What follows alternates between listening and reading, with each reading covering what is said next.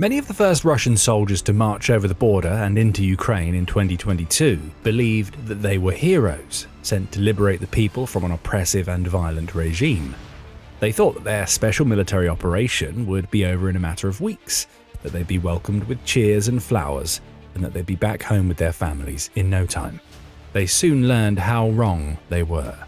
Now, years later, with more than 1 million of their comrades killed or wounded, Russian frontline soldiers finally understood the horrific realities of this war. And it's no longer just Ukrainian soldiers, drones and missiles that they need to worry about, because a new enemy is emerging, an enemy within the Russian ranks. Driven to the very edge of insanity by the sheer futility of this war and the horrific conditions in which they are forced to live, Russian soldiers are quite literally turning on one another. This was confirmed by one of their number who lived to tell the tale. His name is Daniel. He's 24 years old and he recently sat down for a truly jaw-dropping interview with the independent Russian newspaper Novaya Gazeta. In that interview, Daniel told the full, harrowing story of the 2 months he spent in a Russian infantry assault unit. He described how he and his fellow soldiers were treated like cannon fodder by their commanders, how they were barely given enough supplies to survive a few days at the front lines, and how, in the end, a small group of them effectively lost their minds and began to slaughter one another. This is his story. Daniel was born and raised in the mountainous Transbaikal region of eastern Siberia. He had a difficult childhood. His father left the family home when Daniel was just 12 years of age, and he ultimately began using drugs, which led to several arrests and suspended sentences. Despite this, he managed to graduate from the local school, moving on to a railway technical school, from which he graduated and going on to pursue a career in the transportation sector. By 2022, when the war began, he had no interest in signing up for the military. He had a steady job, working on construction of new railway lines and earning around 80,000 rubles or $1,100 per month, which may not sound like much from a Western perspective, but is a decent wage as far as Russia's rural regions are concerned.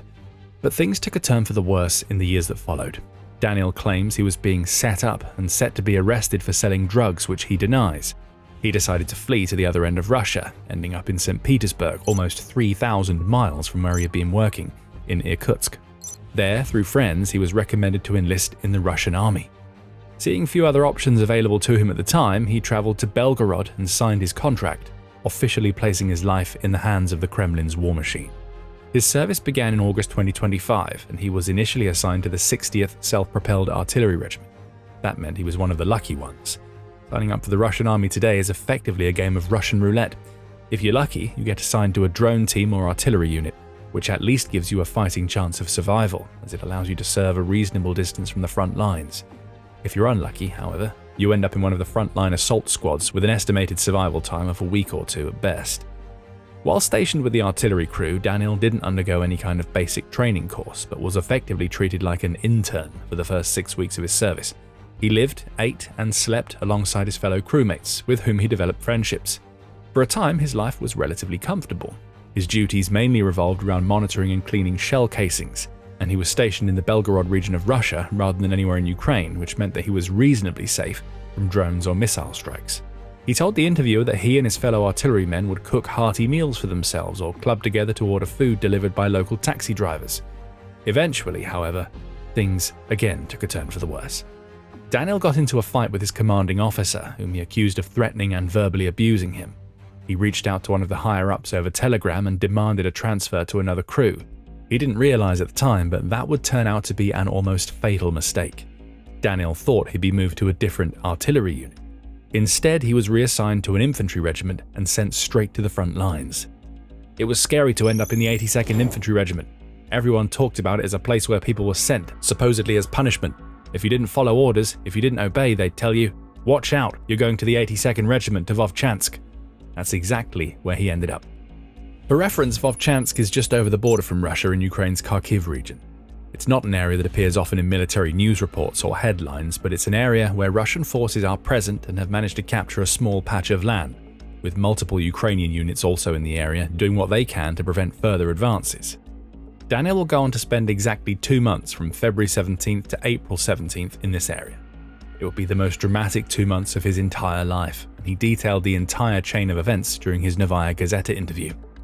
He began by explaining how he was taken to a deployment point, along with several other soldiers who had also been transferred. Some of them had been sent to the front lines because of disputes or bad behavior. He explained how one soldier had insulted an officer, for example, while another had stabbed a fellow soldier in the leg during a fight. He noted that one member of the group also wasn't Russian, but possibly Uzbek, and had been promised a Russian passport if he served for a year. This is a common trick that Russian recruiters use to pressure ethnic minorities, particularly those from Central Asian nations, into joining the army. In reality, the vast majority will die at the front lines and never have any hope of obtaining the passport they were promised. The group was taken to a classroom and given forms to fill out. They remained there for about a week and a half, under surveillance and guarded the entire time to prevent any escape attempts. All of a sudden, and without warning, he and several other soldiers were ordered to move out instantly. No one tells you about the attack. All my things, the ones that arrived with the artillery, clothes, sleeping bag, were left there. They'd probably already unpacked them. He was handed a backpack with some basic supplies, paired up with a fellow soldier, a roughly 55-year-old man Daniel called Grandpa, loaded onto a quad bike and taken to his first frontline drop-off point, still being guarded the entire time. There wasn't any preparation or mission briefing. He didn't know where he was going or what he was going to have to do, and he could only imagine the types of dangers he would face. But he soon realized that there was effectively no other option but to obey. He describes how he and his comrades were told to cross a river and make their way towards some structures on the other side. During the crossing, he witnessed how brutal the Russian guards and commanders could be. We were crossing a wounded man, and I remember the guard yelling at him, "If you don't get across, I'll push you down and you'll drown." He also recounted how another soldier was threatened with being shot in the knees because he was refusing to walk any further. He was questioned by the interviewer about why he didn't think of turning around, shooting the guard, or fleeing for his life, since he knew that he was being marched to almost certain death. He explained that for him, that never felt like an option. He was too busy worrying about enemy drones and trying to stay in one piece to attempt any sort of daring desertion. Soon after getting over the river, the guards abandoned him, leaving Daniel and Grandpa to fulfill the rest of the mission alone. It was then that all hell broke loose. Quick side note, there's more where this came from, so if you're getting value from the military show, don't forget to subscribe. While moving toward their objective, Daniel and Grandpa heard the distinctive buzz of Ukraine's drones in the skies above them. They covered themselves with anti-drone blankets, hoping that the drones would pass them by. As Daniel explains, "We were walking at night under the anti-drone blankets. Then we heard something overhead. A Mavic, a Baba Yaga maybe. I reported over the radio that I thought I saw a Baba Yaga, and they told me, 'Sit tight.' We were sitting under the trees, practically next to each other, and something hit Grandpa, ripping off something, a leg or an arm, I don't know. It exploded loudly, and I got a small piece of shrapnel in my leg." In the aftermath, fearful for his life, Daniel ran away, leaving Grandpa to his fate. From there, he moved from dugout to dugout, often passing other Russian soldiers along the way, either on their own or in small groups. Several had lost their partners or were running low on supplies, so teamed up and pooled their resources. Daniel also explained how resupplies work on the front lines, noting that they're sent out with just a few bottles of water and a few magazines of ammo, which can run out quite quickly. If they need something, they can request it over the radio, but they won't always get what they want, and may have to wait a while to receive anything at all. To deliver the goods, the Russians use repurposed FPV drones. Instead of carrying warheads, they're loaded with the likes of bottled water and packets of porridge, sent out to frontline locations and crash landing on the ground, often sending supplies scattering all over the place. If this is how Russian frontline soldiers are being kept alive, it's no wonder that so many of them end up dead within a matter of days. Not only are they given almost no training, minimal equipment, and almost zero instruction about what they should be doing or how to defend themselves, but they're also made to rely on one of the most unreliable and inefficient resupply systems in modern military history. After a while, Daniel and his group were given coordinates of a house that they needed to enter and occupy. Again, they had no idea why this house was important or what was waiting for them inside. They just had to go there and hope for the best. It was really scary. You didn't know where you were going, why you were going. The group made it inside and found the building was empty. Not knowing how long they'd have to stay there until they received their next orders, they scavenged for supplies and tried to make their new temporary home a little more comfortable. By this stage, Daniel was in a group of 6 soldiers. The others were named Senya, Kit, Shmel, Shah, and Emalaya. He explained that while some members of the group were relatively calm, there were a couple of big egos among them. Shah, for example, boasted about having been part of the Wagner mercenary group and said he wasn't afraid of anyone because of his many years of experience. Senya, too, claimed to have killed over 150 people.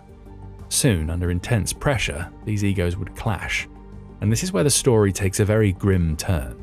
The 24-year-old Daniel explains that the group found a large bottle of homemade wine, and a couple of them decided to get drunk, play some music and yell, potentially putting all of their lives in jeopardy. Emalaya reportedly was frustrated by this and asked the others to keep it down.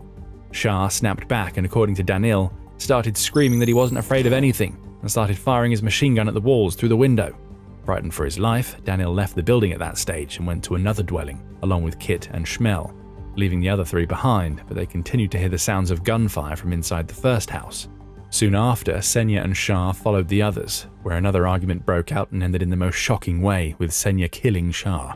He then went on to explain that Shah had allegedly killed Emilia back at the first house, so Senya decided to take him out in retaliation. All of a sudden, a group of 6 had been cut to just 4. And it wasn't because they'd encountered a squad of Ukrainian soldiers or walked into a booby-trapped area. They were actually relatively safe together and seemingly had just enough supplies to keep going while they planned their next move. Yet their inability to simply coexist with one another forced them to take the most dramatic of actions. And the violence didn't end there. As Daniel goes on to explain, the remaining soldiers went on to spend a couple of weeks living in another neighboring building, but one night, Senya and Kit started drinking again. Daniel doesn't know exactly what happened that evening as he fell asleep, but when he awoke he heard the sound of gunfire and soon saw that Senya had shot Kit in the leg. Fortunately for Kit, it wasn't fatal. Having calmed down, Senya helped bandage up his comrade and got the group back to some sort of regular routine, searching for food, running around in the dark and exploring basements for any supplies they could find. Then, Senya lost his mind once more. Daniel explained that he started complaining about Kit not pulling his weight, refusing to gather snow for the team to melt down into water, and not helping out with the cooking of food either. Those might have been legitimate complaints, but they didn't deserve a death sentence. Clearly, Senya thought differently. When he was drunk one night on more wine that the team had found, he shot and killed Kit, who, according to Daniel, was begging for his life at the time. To make matters worse, Senya even tried to pressure Schmel into carrying out the execution for him, asserting himself as the dominant presence in what remained of the pack. At least, that's what he thought. Having by now killed at least 2 of his comrades in cold blood, Senya seemingly thought he had control of the other 2, Daniel and Schmel.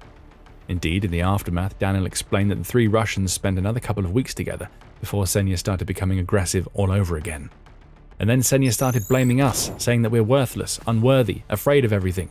And he started raving about how we needed to storm some weapons, seize some houses, find some other people. He said that if we don't kill them, they will kill us. He went on and on. Daniel argued back, stating that the trio had enough food to get by and just needed to sit quietly in the house and wait for reinforcements or replacements to arrive. But his words weren't enough to calm Senya, who continued to become angrier, pointing his weapon at the 2 others and threatening to end their lives. He also continued to drink heavily and would shoot the walls of the house in a drunken state. In the end, Daniel and Schmel came to the only conclusion they could. So it turns out we had to kill Senya. They saw no other option. They'd already seen this man who was supposed to be on the same side as them, brutally slaughter other Russian soldiers for no real reason. They knew it was only a matter of time until he did the same to them. For them, the only option was kill or be killed. So one night while Senya was asleep, Daniel shot him. After that, the remaining duo dragged Senya's body into another room and barricaded themselves in the basement, where they remained quietly for another couple of weeks. They had a working radio, some food, and only left the safety of the structure if any resupply packages arrived. They also managed to scavenge some drone batteries and made a charger for their radio. They didn't know how long they'd have to stay there or what would happen next, but they at least didn't have to fear one of their own mowing them down in a drunken frenzy. Soon after, a Ukrainian group arrived in the area and stormed the house. Daniel and Schmel wanted to surrender but were frightened of being killed, so stayed silent. In the end, the Ukrainians left and the 2 Russians continued to survive as best they could, but were slowly running out of supplies. Daniel explained that in the last week, they barely ate a thing as many of their resupply packages were intercepted. They were forced to drink rainwater, with Daniel writing what he thought might be his last ever message to his girlfriend back home, telling her he likely wouldn't make it out alive. In the end, however, the Ukrainians came back to the house and set it ablaze, smoking the Russians out. They surrendered immediately and were taken into captivity as prisoners of war. It's an astonishing tale, but it's entirely representative of the state of the Russian army today. Before they're even sent to the front lines, these soldiers know that their days are numbered. They know that they're simply going to be thrown into a fire by commanders who have no regard for their lives whatsoever, and even the sanest and most stable people would struggle to understand and adapt to such a terrifying reality. This is why so many soldiers behave in such extreme ways. Some turn on their commanders and attempt to go out in a blaze of glory. Some plot death-defying escape attempts. Some willingly undergo torture or hand over all their money to superior officers in a desperate bid to stay alive a few days longer. And some, like Senya, quite simply lose whatever sense of right or wrong they may have once had, turning on their fellow soldiers without an ounce of hesitation. An army like this has no hope of winning a war. For months, Russian officials told the story of a weapon with the power to end the war with Ukraine in a single night. A next-generation system. A hyped-up hypersonic nightmare. Something so powerful, so advanced, and so devastating, its eventual deployment would send shockwaves not just across Ukraine, but far beyond, striking fear into the hearts of NATO leaders and once more re-establishing Russia as one of the world's most fearsome military powers. Its name was Oreshnik, and according to Moscow, it wasn't just another missile. It wasn't even just another weapon. It was something that would change the face of modern warfare forever. The Kremlin did such an effective job of marketing the Oreshnik that the wider world began to buy into the hype. Stories were written, and debates were had about what this weapon might be able to do when it was finally unleashed. Experts analysed every piece of intelligence they could find about it, poring over blueprints and alleged technical specifications, imagining its awesome power. Even in Ukraine, there were many who feared that when Oreshnik entered the arena, Kyiv's chances of survival would take a serious hit. For a while, Moscow was winning. It had managed to terrorize the world without even needing to launch a single Oreshnik. It had built an aura of fear around a weapon that hadn't even been officially live tested. Then in May 2026, it made a mistake. A monumentally stupid mistake. It launched the Oreshnik, and in doing so showed the world just how weak this so-called wonder weapon actually was. Before we look at how the launch unfolded and the embarrassing aftermath that Russia's President Vladimir Putin now has to contend with, it's important to take a step back and see why the Kremlin felt that now was the time to bring the Oreshnik back onto the battlefield. There are arguably two main reasons why a country might decide to effectively bring out the big guns and launch a huge and highly powerful weapon several years into the war. It might do so because it's winning. It's feeling confident, it's making gains on the ground, and it wants to deliver the final crushing blow, shattering whatever's left of its opponent's morale before marching onwards to victory. On the other hand, a country might also resort to using a weapon like this if it's feeling desperate. With its forces weakened and months going by without major objectives being achieved, it might decide that the only option it has left is a sudden burst of shock and awe, with the hope of surprising and overwhelming its opponent into submission. In May 2026, Russia most certainly fell into the latter category. It's not winning the war. Far from it. The early gains and momentum of 2022 have all but evaporated. Almost zero major towns or cities have been captured since the first year of the campaign. The country's economy is slipping into a serious crisis. Its war machine is running on fumes, and it's suffered the worst casualties and overall losses of any major power since the Second World War. It's been embarrassed, isolated, and shunned, and its former status as one of the world's mightiest and most intimidating military superpowers has crumbled as it continues to struggle against a far smaller and theoretically weaker opponent. And the best visual representation of Russia's collapse came on May 9th, Victory Day, one of the most important dates in the Russian calendar, the commemoration of the victory of the Soviet Union over Nazi Germany in 1945. For decades, every year on May 9th, a grand military parade has taken place in Red Square of Moscow. Broadcast across Russia and beyond, it's historically been one of the most watched events of the year, the perfect opportunity for Putin to flaunt his military muscle. Past iterations of the parade have seen hundreds of main battle tanks shaking the very ground of the iconic Red Square while fighter jets scream overhead, and the latest air defenses and cutting-edge missile launchers are rolled out for all to see. For the Kremlin, the event was as much about honouring the past as it was about showing off Russia's bright and glorious future. But as the war progressed, this once grand spectacle has devolved into a shadow of its former self. And on May 9th, 2026, the event almost didn't even go ahead. In the weeks building up to the parade, Moscow was awash with rumours about a possible Ukrainian attack during the event, or even an attempt on Putin's life, with the president reportedly resorting to hiding out in underground bunkers, fearful that his days were numbered. It was only after US President Donald Trump intervened and arranged a temporary truce between Russia and Ukraine that Putin actually decided to go ahead with the parade and show his face in the Red Square. To rub salt in his wounds, his Ukrainian counterpart Volodymyr Zelensky issued a mock decree permitting Russia to hold its Victory Day celebrations and promising that no Ukrainian drones or missiles would disrupt them. The very fact that Zelensky was in a position to make such a jibe shows how the momentum of the war has shifted. It would have seemed laughable only a few short years ago to suggest that the Kremlin was frightened of hosting an event in the heart of Moscow in case Ukraine interfered. Now it's simply par for the course. It's a testament to how the tables have turned, with Ukraine becoming an increasingly formidable threat to Russia to contend with, right at the same time as Russia's own military machine reaches its weakest ever point.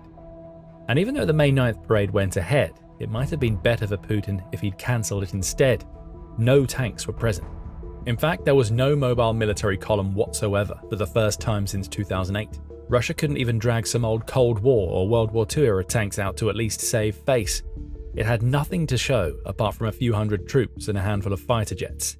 While Putin stood in front of a small crowd to give his speech, speaking of Russian heroes on the front lines facing off against Ukraine and NATO combined, the world's media mocked the display, which only served to show just how far the Kremlin had fallen. Clearly, they struck a nerve. Putin's whole persona is built on power projection. Ever since he came to power, he's been desperate to present himself as some sort of strongman figure, the modern-day Peter the Great, the only one with the heart and grit needed to lead a country of such a size. But on May 9th, the evidence was clear to see. The emperor had no clothes, and even inside Russia, Putin's popularity was slipping by the day. Not only that, but even though Ukraine had abided by the truce and avoided targeting Moscow, it was still carrying out numerous successive strikes on other important targets, like oil refineries, ammo depots, and military facilities, both in the occupied regions and within Russia itself. Pressure was rising on Putin, and his future was looking increasingly grim. And when authoritarian dictators start to lose their grip on power, they tend to behave like wild animals backed into corners. They lash out. True to form, that's exactly what Putin did. He knew he needed to change the narrative. The world was laughing at him. His grand parade was an abject embarrassment, and time was running out for him to turn the situation around. But he had one final card to play, one last ace up his sleeve. The Oreshnik. The one weapon that could, perhaps, turn the tide. A weapon that would deal such damage that the world would instantly forget about the Victory Day humiliation. This would silence the critics, it would stun the doubters into silence, it would prove to the public that Putin was still the right man for the job, and make the wider world frightened of Russia all over again. And so the president gave the order. He didn't wait for his commanders to find an ideal target, he didn't form a sensible strategy or bide his time until the perfect moment came. He wanted to act immediately, delivering a big and bombastic blow to his enemy. He wanted fires and explosions and bloodshed, no matter the cost. And so plans were put into place. Over the weekend of May 23rd to 24th, Russia would launch one of its biggest ever missile and drone attacks against Ukraine. It would target multiple regions all in one fell swoop, sending 90 missiles and 600 drones over the border. The total cost of the attack would later be estimated at up to, or perhaps even over, the $400 million mark. And the crowning jewel of it all would be the Oreshnik, which would arrive towards the end of the strike, delivering a finale that Ukraine and the rest of the world would not soon forget. Putin was confident, and it's not hard to see why. Like so many others, he too bought into the hype of this missile. Surrounded by sycophants and yes-men, he was led to believe it was truly a game-changing innovation. But was it really? To find out, we need to take a closer look at this weapon's development and true capacities. Despite being marketed as a brand new creation, the Oreshnik, which translates to hazel shrub in English, is actually believed to be based on a pre-existing system, the RS-26 Rubezh, an intermediate-range ballistic missile that was developed in the 2000s and underwent several successful test launches in the 2010s, but never officially entered service. Many analysts and experts believe that the Oreshnik is simply a variant of the RS-26 with slightly less range, but capable of extraordinary speeds. Hypersonic speeds, to be precise. In military terms, hypersonic weapons are those that can exceed Mach 5, or 5 times the speed of sound, in excess of 3,800 miles per hour. The very word hypersonic is enough to invoke a certain level of fear and intimidation. Weapons that move this fast have long been regarded as almost unstoppable, able to speed past conventional defenses before they even register on their radar screens.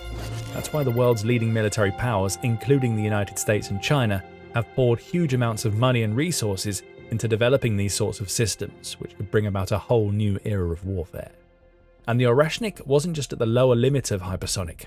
According to the Ukrainian military, it was reportedly capable of exceeding not merely Mach 5, but Mach 10, giving it a peak speed in excess of 7,600 miles per hour. or 12,300 kilometers per hour. That places it among the fastest missiles in existence today. But speed isn't everything. Plenty of ballistic missiles exist that can travel at hypersonic speeds during certain portions of their flight paths. The real challenge isn't just moving quickly, it's staying on target and evading air defenses while traveling at those same extreme velocities. But that too apparently wasn't a problem for Oreshnik. Kremlin officials described how this missile boasted advanced maneuverability, allowing it to adjust its direction of travel mid-flight. They also explained that it was fitted with not one but up to 6 separate and independently targetable warheads. That alone changed everything. Suddenly, this wasn't just a single threat, but a whole cluster of them.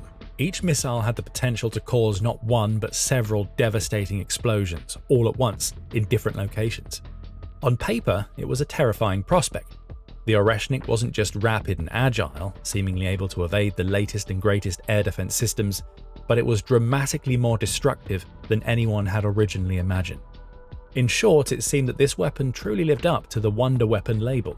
Finally, the Kremlin may have created something that was worthy of the hype and propaganda attached to it. A weapon that traveled 10 times faster than the speed of sound, followed complex flight paths to evade detection, gave defenders almost zero time to prepare or protect themselves, and packed enough firepower to level entire cities. On top of all of this, the Oreshnik also has the capacity to carry nuclear warheads.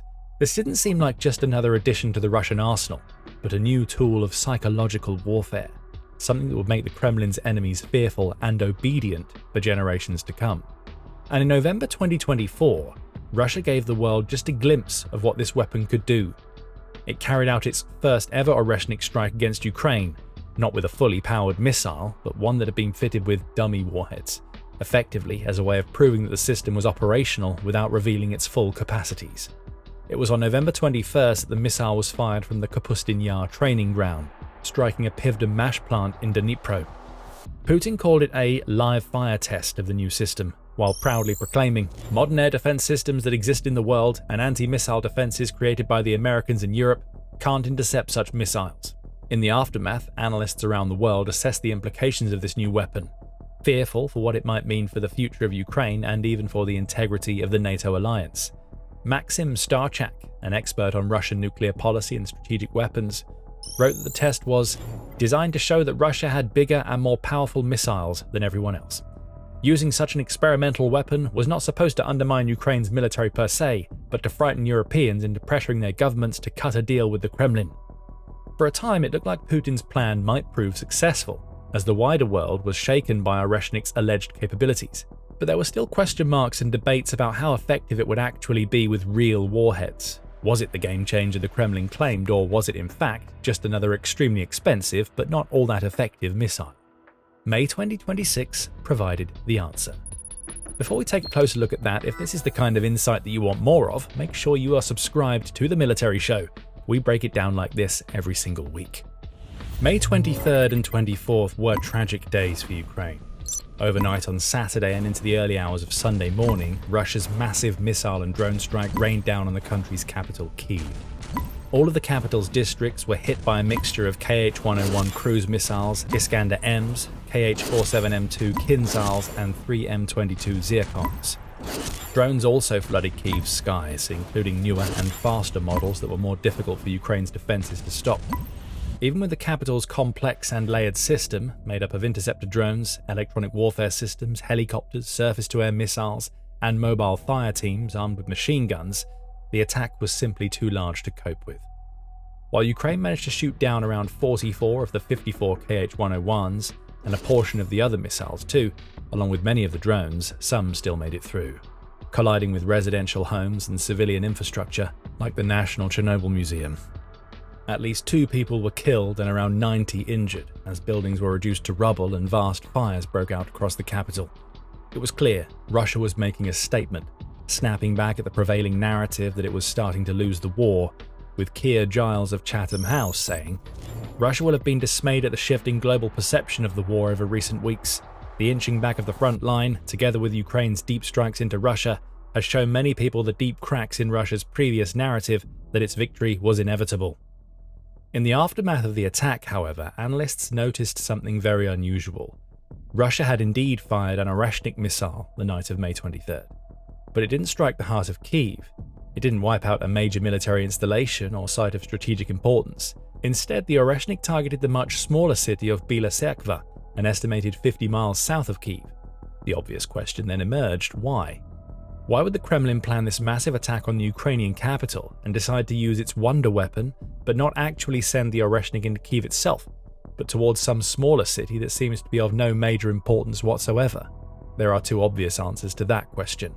The first is that perhaps there was some sort of hugely important tactical target in Bila Tserkva that Russia wanted to make sure it destroyed, so it sent its lesser missiles to Kyiv and saved the Oreshnik for this other location.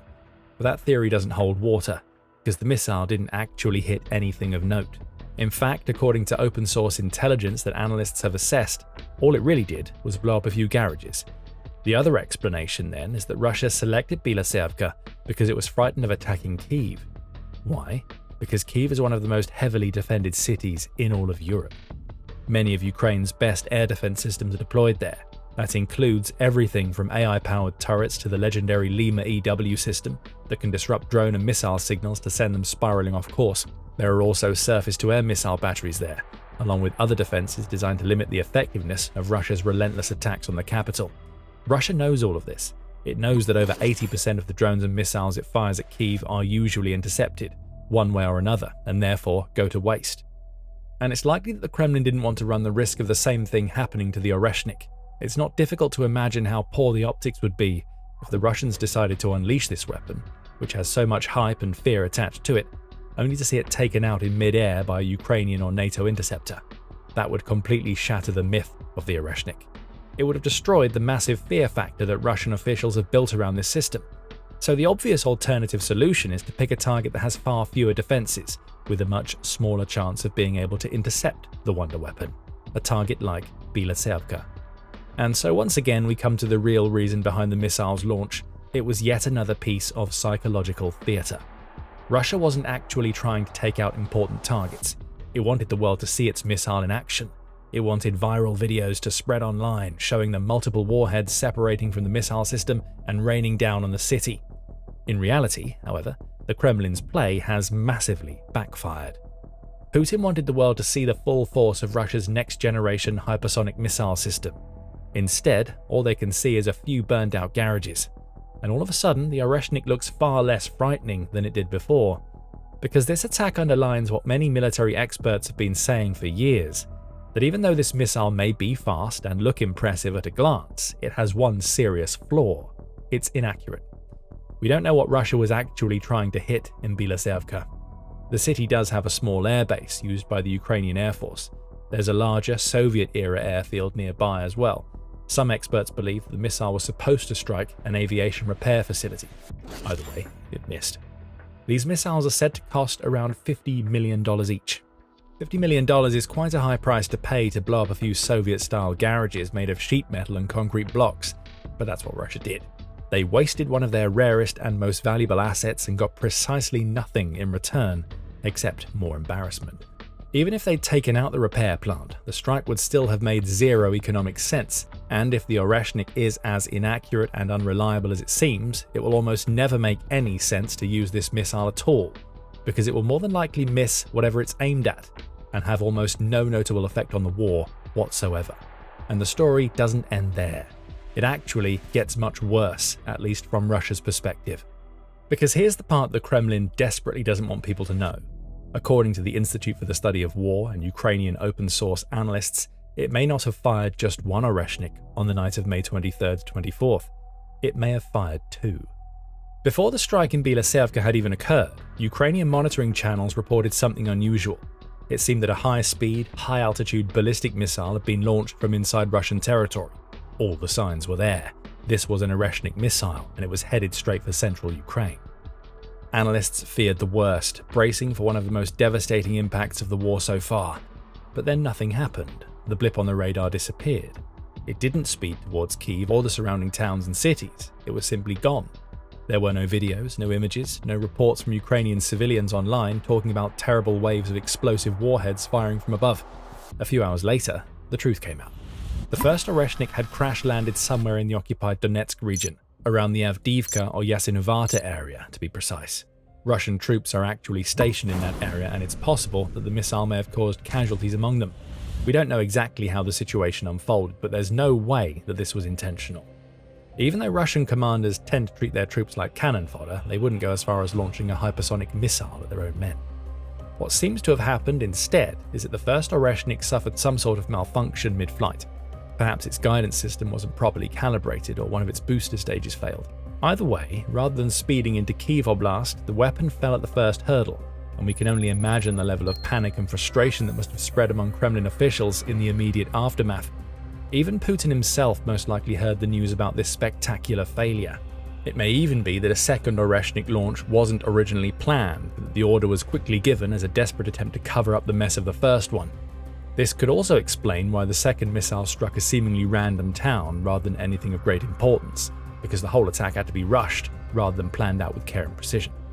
The long-term implications of this failure are enormous, and were discussed in a recent report from the Institute for the Study of War, which wrote, Ukrainian open source intelligence OSINT sources reported May 25th that footage from May 24th indicates that Russian forces launched a second Oreshnik and that the missile malfunctioned and struck a location in occupied Donetsk Oblast. If confirmed, these reports would indicate that 1 in every 4 Oreshniks that Russian forces have used thus far in the war have malfunctioned. Indeed, it's worth noting that along with the 2 missiles launched in late May, plus the one from 2024, another Oreshnik was fired in January of this year. It reportedly struck the Lviv State Aviation Repair Plant. That makes a grand total of 4 Oreshniks fired at Ukraine so far, one of which didn't even make it to the target area, giving the missile an embarrassing 25% failure rate. When we consider that the Bilatsevka missile only hit a few garages, then that one can arguably be classed as a failure as well. Now, if this were just some cheap kamikaze drone or a relatively basic cruise missile, a 1 in 4 chance of failure wouldn't necessarily be that serious. Top military forces wouldn't exactly be happy about it, but they might accept it as simply the cost of doing business. But the Oreshnik isn't a cheap drone or basic missile. It's supposed to be a generational weapon, an IRBM designed to carry nuclear warheads, the ultimate deterrent, warding off any military actions from NATO and Russia's other enemies. How can you rely on a nuclear missile if it's got a decent chance of blowing up in your face or landing 1,000 miles away from where you wanted it to?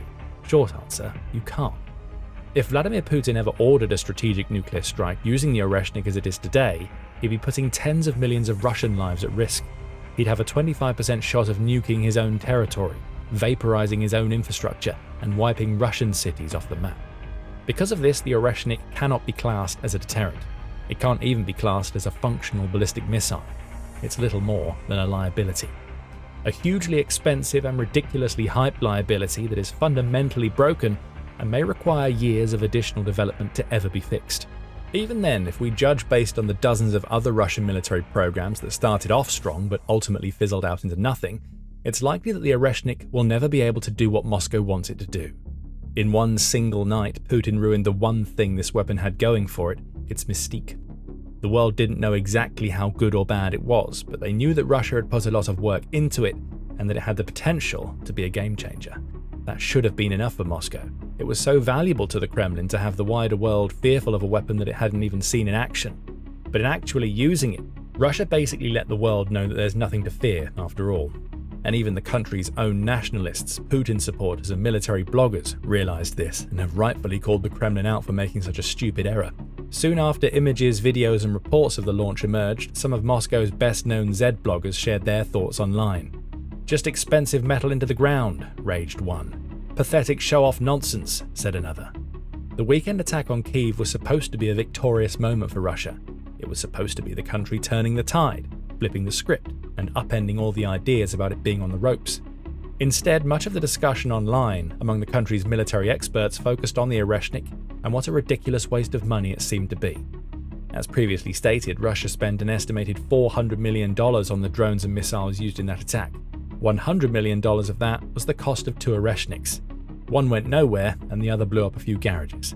It's no wonder the Z bloggers are enraged. Their country's economy is spiraling, and their military leaders think that it makes sense to throw tens of millions of dollars literally away for nothing. On the broader stage too, Putin may have hoped that his use of the Oreshnik would send a shiver down the spines of NATO and European leaders. That didn't happen either. Instead, European leaders like French President Emmanuel Macron condemned the Kremlin's decision. Kaja Kallas, meanwhile, the EU High Representative for Foreign Affairs and a Vice President of the European Commission, saw right through the attack, calling it a political scare tactic and reckless nuclear brinkmanship, and noted that Russia had turned to such strikes after reaching a dead end on the battlefield. Kallas went on to say that the Kremlin was only concerned with killing as many civilians as possible, and announced that EU foreign ministers would meet to discuss increasing international pressure on Russia in response. Antonio Costa, President of the European Council, also condemned the attack, calling it a merciless display of brutality directed against civilians and civilian infrastructure, and a stark reminder that Russia is not interested in meaningful peace negotiations. Like Kallas, Costa affirmed that Europe remained firm and unwavering in its support of Ukraine and would not play along with Putin's games, because the days of Russia terrorizing the world are over. After more than 4 years of failure in Ukraine, after countless lies, broken promises, and empty threats, nobody believes a word that comes out of the Kremlin anymore, nor are they afraid of it. Partly this is because of Ukraine and its amazing displays of resilience and bravery in defying the odds and defending its territory, but it's also partly the consequence of Putin's own hubris and foolishness. After spending decades building his own strongman reputation and establishing his country as some sort of all-powerful, all-conquering force, the Russian president has subsequently set his own empire ablaze, making one monumental mistake after another that have all served not to intimidate his enemies but to highlight his own insecurities. Ukraine, meanwhile, is quietly getting on with business and making some major breakthroughs in the areas that matter most, undoing Russia's advances and clawing back lost land. In Crimea, for example, Ukrainian forces are successfully isolating the region, severing the supply lines that Russia has relied on for years, and paving the way for potential liberation. September 2026. That's the deadline that Ukraine's military intelligence says that Putin has put in place for the fall of the Donbass. Putin is living in a fantasy world. The only way for that deadline to have a hint of realism would be if Russia's spring and summer offensive was going to plan. Hint, it isn't. Ukraine has Russian forces cornered as the summer offensive has collapsed before it even started. Russia's army is being torn apart, the losses are historic, the impact on the summer offensive is devastating. Russia hasn't bled like this since World War II. No matter how desperately Putin wants it, this summer isn't going to come close to delivering the Donbass. Here's what was supposed to happen this summer. Over the spring, Russia launched a grand offensive, with a focus placed on the Donetsk fortress belt. That concentration of 4 cities, which stretches about 50 kilometers on the far edge of Donetsk, is the last thing standing in the way of Russia claiming the Donbass region. So the Russian goal for the spring was simple: unleash attacks by the thousands to weaken the fortress belt, ready for the summer, where the belt falls and the goal of taking the Donbass by September could be reached. Putin's problem is that for this plan to work, Russia needs a military that is in tip-top shape.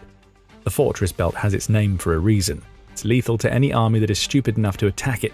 So Russia has been attacking it, and it's been failing badly. A terrible spring has set up a summer that is not going as Putin expected it to go. The Russian military is being torn apart. May's numbers show us everything that we need to know to see that the summer offensive has collapsed before it even got off the ground. Let's start with personnel. In a June 2nd report, Ukraine Today revealed that Russia's wannabe occupiers suffered 33,760 casualties in May. That breaks down to 1,089 casualties per day.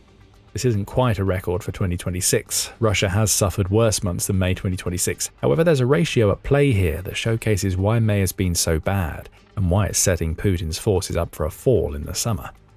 Before we get to that, it's not like May was a complete one-off for Russia either. This casualty rate comes on the back of 2 months where Russia's monthly losses exceeded 35,000. According to United 24 Media, Russia lost 35,351 soldiers in March, followed by 35,203 troops in April. May's 33,760 is actually an improvement for Putin's forces, as insane as that is to say. Still, what all of this means is that the first 5 months of 2026 have seen Russia burn through around 130,000 of its soldiers. These are figures that haven't been seen since World War II. But it gets much worse for Russia. We mentioned a ratio a moment ago. Ukraine Today has some interesting figures that reveal how bad May truly was for Russia. It claims that Russia's forces managed to seize about 88 square kilometers of Ukraine in May. But Ukraine was also counterattacking. The Ukrainian military liberated 68 square kilometers, leaving Russia with a net gain of 20 square kilometers. Let's do the maths on this. Divide 33,760 people by 20 square kilometers, and you get 1,688 dead or injured Russian soldiers per square kilometer that Russia actually gained from Ukraine in May.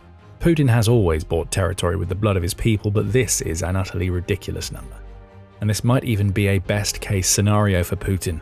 According to Interfax, Russia had an even smaller net gain than Ukraine today suggests. Despite increasing the number of its assault operations by 37.5% in May, meaning it launched more than 7,000 individual attacks on Ukrainian positions, Russia only managed a net gain of 14 square kilometers, Interfax says, providing data from the open-source military analysis organization Deep State. Plugging the numbers into this pitiful rate of advance gives us a staggering 2,411 Russian soldiers for every square kilometer that Russia gained in May. That's not just humiliating for Putin, that's catastrophic for the summer offensive. The entire point of launching over 7,000 assaults in May, along with the thousands more that Russia conducted during the spring, was to take enough territory to enable Russia to attack the Donetsk fortress belt. That was critical to the entire plan. But what Russia has actually taken is so small that the summer is going to be spent making mediocre gains against a defense that is shattering the Russian military. It's not like Russia can claim to have done well during March and April either. According to the Institute for the Study of War, ISW, Russia only managed a net gain of 23.04 square kilometers of Ukraine in March, when not accounting for infiltration attempts that don't produce true holds over territory. In April, Russia suffered a net loss of 116.01 square kilometers. If we put all of this together, it means that Russia is actually down by about 80 square kilometers for the spring. That's Russia's setup for the summer. A net loss of territory and around 100,000 of its soldiers dead or injured in 3 months of spring. Comparing all of this to Russia's 2025 rate of advance will have Putin weeping. Ukraine today says that Russia was gaining between 400 and 500 square kilometers per month in the spring of 2025 for a similar number of losses. It's hardly impressive. Russia's rate of advance was glacial even back then. Now the rate of advance can't even claim to be that. The tide has turned. Russia is losing territory while still sacrificing thousands upon thousands of its soldiers. In May alone, the monthly rate of territorial capture fell by around 25 times when considering net territorial gains. Russia hasn't bled like this since World War II, and it eventually ended up on the winning side of that conflict. Frankly, what happened in the spring shouldn't be a surprise to Putin. As far back as January, the Center for Strategic and International Studies, or CSIS, was pointing out that Russia's military had suffered more losses than any other major power since World War II. Back then, Russia's total casualty rate for the war stood at about 1.2 million. Now it's closing in on 1.37 million, per Ukraine's Ministry of Finance. Russia has suffered the highest casualty rate of any major power in any war since World War II, and its military has performed poorly, with historically slow rates of advance and little new territory to show for its efforts over the last 2 years, CSIS said in January. Somehow Putin's patsies have only gotten worse since then. So on the manpower and territory fronts, Russia is already off to a dreadful start in the summer offensive. Russia needed territory that it could use as a springboard for assaults on the Donetsk fortress belt. It doesn't have that territory. Russia also needed soldiers to continue the meat grinder strategy that Putin loves so much. Over 100,000 gone in 3 months means that Russia doesn't have the soldiers it needs either.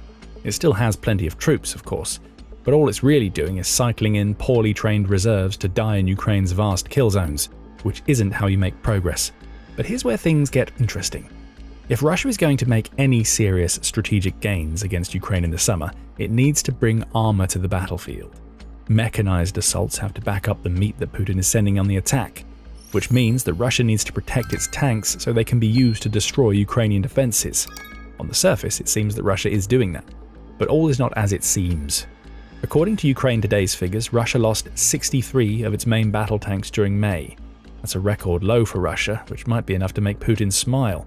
If you're not paying attention to what's really happening in Ukraine, this low number of losses would make it seem as though Russia has adapted its mechanized strategy, to the point where it's finally managing to protect its tanks against Ukraine's drones and anti-tank weapons. That's not what's happening. Losing just 63 tanks isn't the good news that it appears to be, because it actually shows us that Russia simply hasn't been using its tanks in assaults. We get a hint of this in the territory figures we shared earlier. If tanks were in play, those figures would be much higher. The fact that Russia is actively losing ground means that it hasn't found some new genius tank strategy. It simply isn't using tanks the way it used to, and that's a credit to Ukraine's ability to massacre Russia's metal. It's not like Russia has completely run out of tanks either.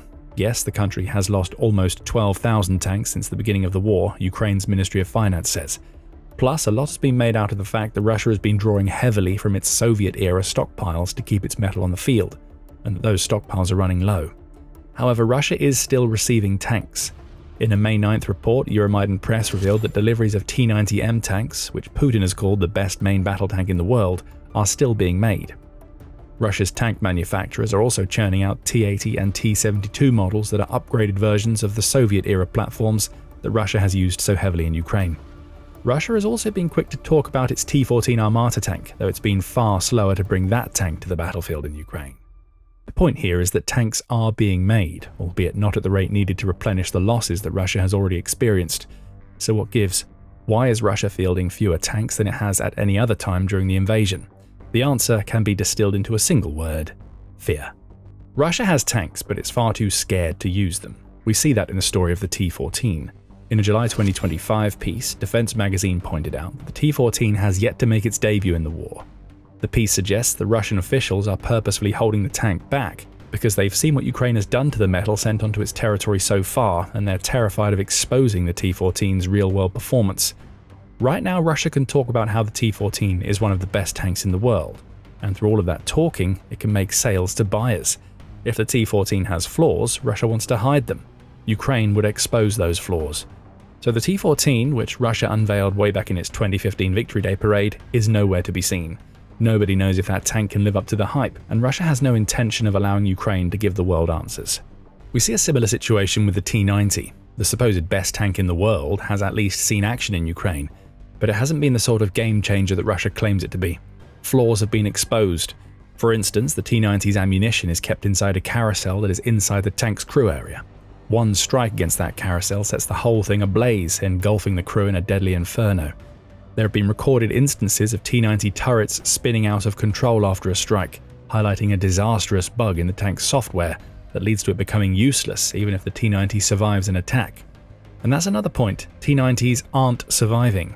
They're going into Ukraine and being destroyed, just like the older Soviet models that Russia has relied upon for much of the war. All of this adds up to Russia launching fewer mechanized assaults. Even when it tries, Putin's patsies often refuse. That was the situation in Kharkiv back in April, when Gwara media reported that Russian forces were outright refusing to launch assaults in tanks and armored vehicles due to their fear of Ukraine's drones. Infiltration in small groups is the preferred strategy, as these groups are harder for drones to target than big lumps of metal rolling across the battlefield. So what a record low of 63 tanks destroyed really tells us is that Ukraine has neutralized what was once one of Russia's major battlefield advantages. And from a pure cost of warfare perspective, this makes sense. A drone that can cost Ukraine as little as $500 to make is now capable of destroying tanks that cost several millions of dollars. The return on investment is immense for Ukraine, and it's an economic killer for Russia. As for the summer, what this all means is that Russia isn't going to do much better during the summer months than it did during the spring. It needs to launch mechanized assaults to have any chance of taking larger Ukrainian settlements before Putin's September deadline for the Donbass. But those assaults aren't happening, and they're failing when they're attempted. That locks Russia's forces into much slower, foot-paced assaults, which are as much about avoiding Ukraine's drones as they are about making real gains. Territory doesn't fall against an army that can barely move. And it's not just tanks that are a problem for Russia as it moves into the summer. The country's vehicle situation isn't much better. Now, nothing particularly special happened in May when it comes to Russia's armored vehicle losses. Ukraine today reports that Russia lost 163 types of these vehicles, which is a number that's in keeping with the amount of armored vehicles Russia was losing per month during the summer of 2025. If you're wondering why Ukraine didn't break records on this front, the same issues that apply to Russia's use of tanks also apply to its armored vehicles. Russia only uses armored vehicles on the front when it's absolutely necessary. Ukraine's drones are everywhere, and they can zero in on these big metal targets just as easily as they can attack tanks. However, it's not the armored vehicles that are the important part of the story when it comes to the collapse of the Russian summer offensive before it's even gotten off the ground. The real story lies behind the front lines, where the other vehicles that Russia uses are being torn to shreds every single day. This aspect of Ukraine's strategy is a true game changer when it comes to the summer. But before we explain why, you are watching The Military Show. If you're getting insight from the channel, hit the subscribe button to ensure you don't miss what we have coming next. So armored vehicles aren't going to be a big factor in the summer. Ukraine hits them when it finds them, but they're almost as rare a sight on the front these days as tanks. However, dozens of kilometers behind the front lines, Russia uses plenty of other types of vehicles. Trucks transport equipment and fuel that eventually make their way to the front. Regular cars are used to ferry Russian soldiers from point to point behind the lines. Russia has a massive logistical operation in place in the near rear, and it's essential to everything that Putin wants his patsies to achieve during the summer. You might be able to see where we're going with this. May has been a record-breaking month for Ukraine when it comes to destroying the vehicles that form the backbone of Russia's logistical network. On May 31st, Ukraine did something remarkable. That something was buried in a raft of daily figures shared by Metza, but it's vital when it comes to Russian logistics. May 31st saw Ukraine destroy 524 of Russia's motor vehicles and fuel tankers behind the front lines. That was a new daily record, and it came off the back of Ukraine having already broken its record for taking out this particular type of target 2 days prior. May 29th saw Ukraine destroy 483 of Russia's vehicles. By the end of the month, Russia's losses of vehicles and fuel tankers had exceeded 8,000 when taking the May 31st figures into account. Why does this matter in the context of the upcoming failure of Russia to achieve its goals in the summer? 2 words: logistics lockdown. That's the informal name of a program that Ukraine has created that is designed to shatter Russian logistics behind the front lines. Taking out vehicles and tankers in their thousands each month is a key part of this program.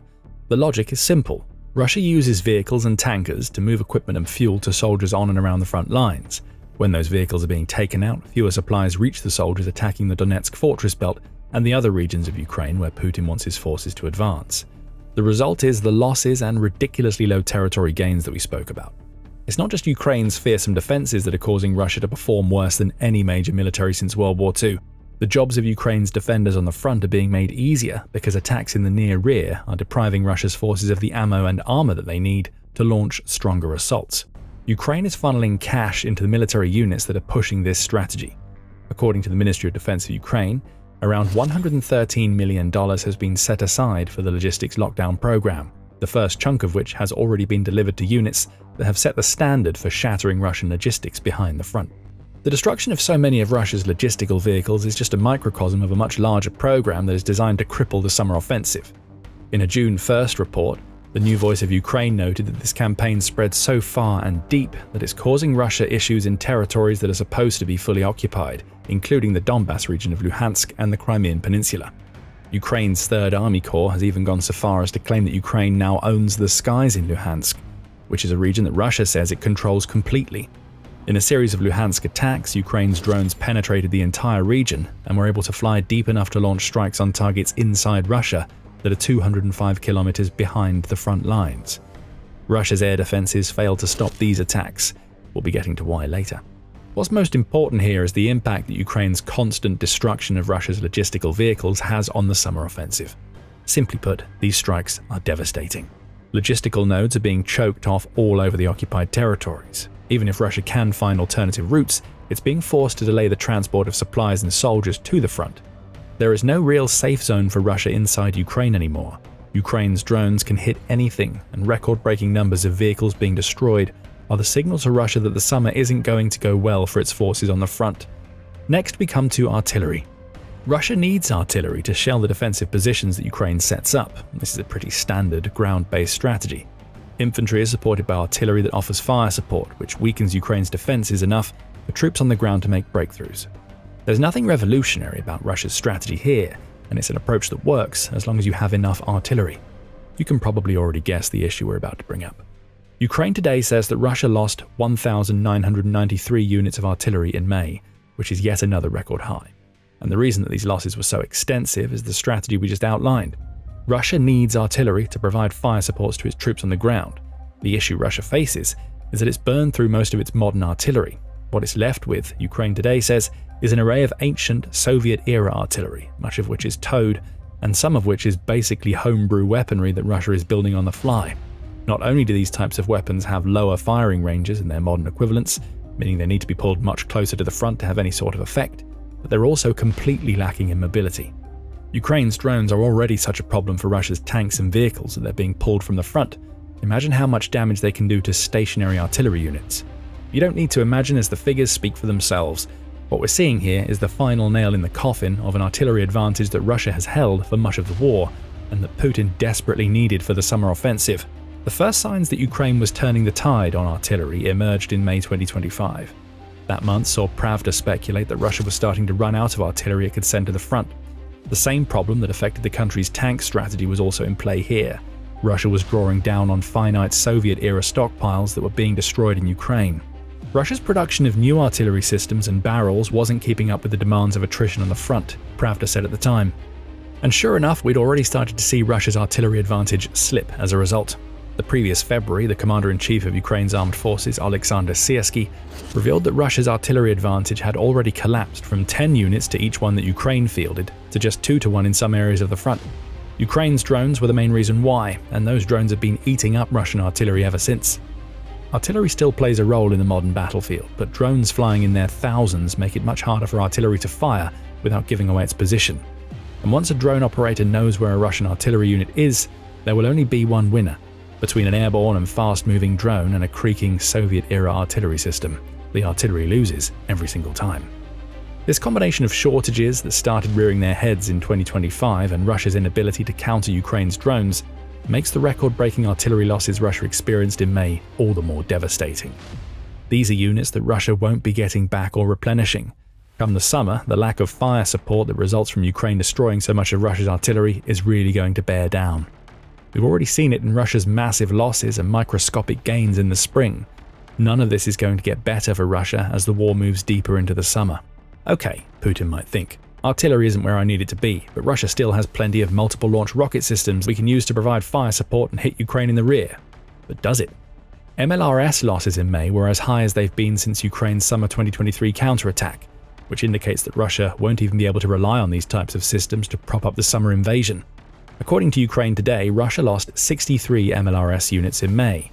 That's the highest number of monthly MLRS losses since 2023, and it's only exceeded by the 67 units that Russia lost in July 2023 and the 66 that it lost amidst another massive offensive in November 2023. Just as with Russian artillery, there were signs that MLRS systems were struggling to make the dent that Putin needed as far back as 2024. At the end of that year, UAY was reporting that Ukraine had destroyed a record low number of Russian MLRS. That mattered for the same reason that this May's record low of tank destruction mattered. It was a signal that Russia was running low on a critical system that it needs to make advances on the front. The reduction in MLRS numbers points to a significant depletion of the Russian army's weapon reserves. This is a serious signal, as rocket artillery has been one of the main tools of Russian pressure on the front, UAY said at the time. It also followed up this initial report with a second in December 2024, which pointed out that no Russian MLRS units had been lost up to December 13th. Again, that was a sign of the depletion of Soviet-era stockpiles. Fast forward to May 2026 and record numbers of MLRS units have been destroyed. That's a sign that Russia has managed to fix its MLRS stockpile in time for the 2026 summer offensive, right? After all, you can't have record destruction numbers unless Russia is fielding more units. That's true, but again, the numbers don't tell the full story. The MLRS units that Russia is bringing to the front in the spring and summer of 2026 are a far cry from those that it had back in 2024 and earlier. Ukraine Today reveals that many of the MLRS Russia is using today are homemade variants of Soviet-era systems that are simply no match for Ukraine's drones. And if it's not these makeshift MLRS that Russia's forces are using, then it's North Korean Type 75 systems. These 170mm MLRS units are towed, which is already a problem when it comes to avoiding Ukraine's never-ending swarm of drones. These aren't even the best MLRS that Russia has received from North Korea. When shortages started happening, North Korea sent over 240mm MLRS units to supplement Russian stockpiles. They ended up being destroyed.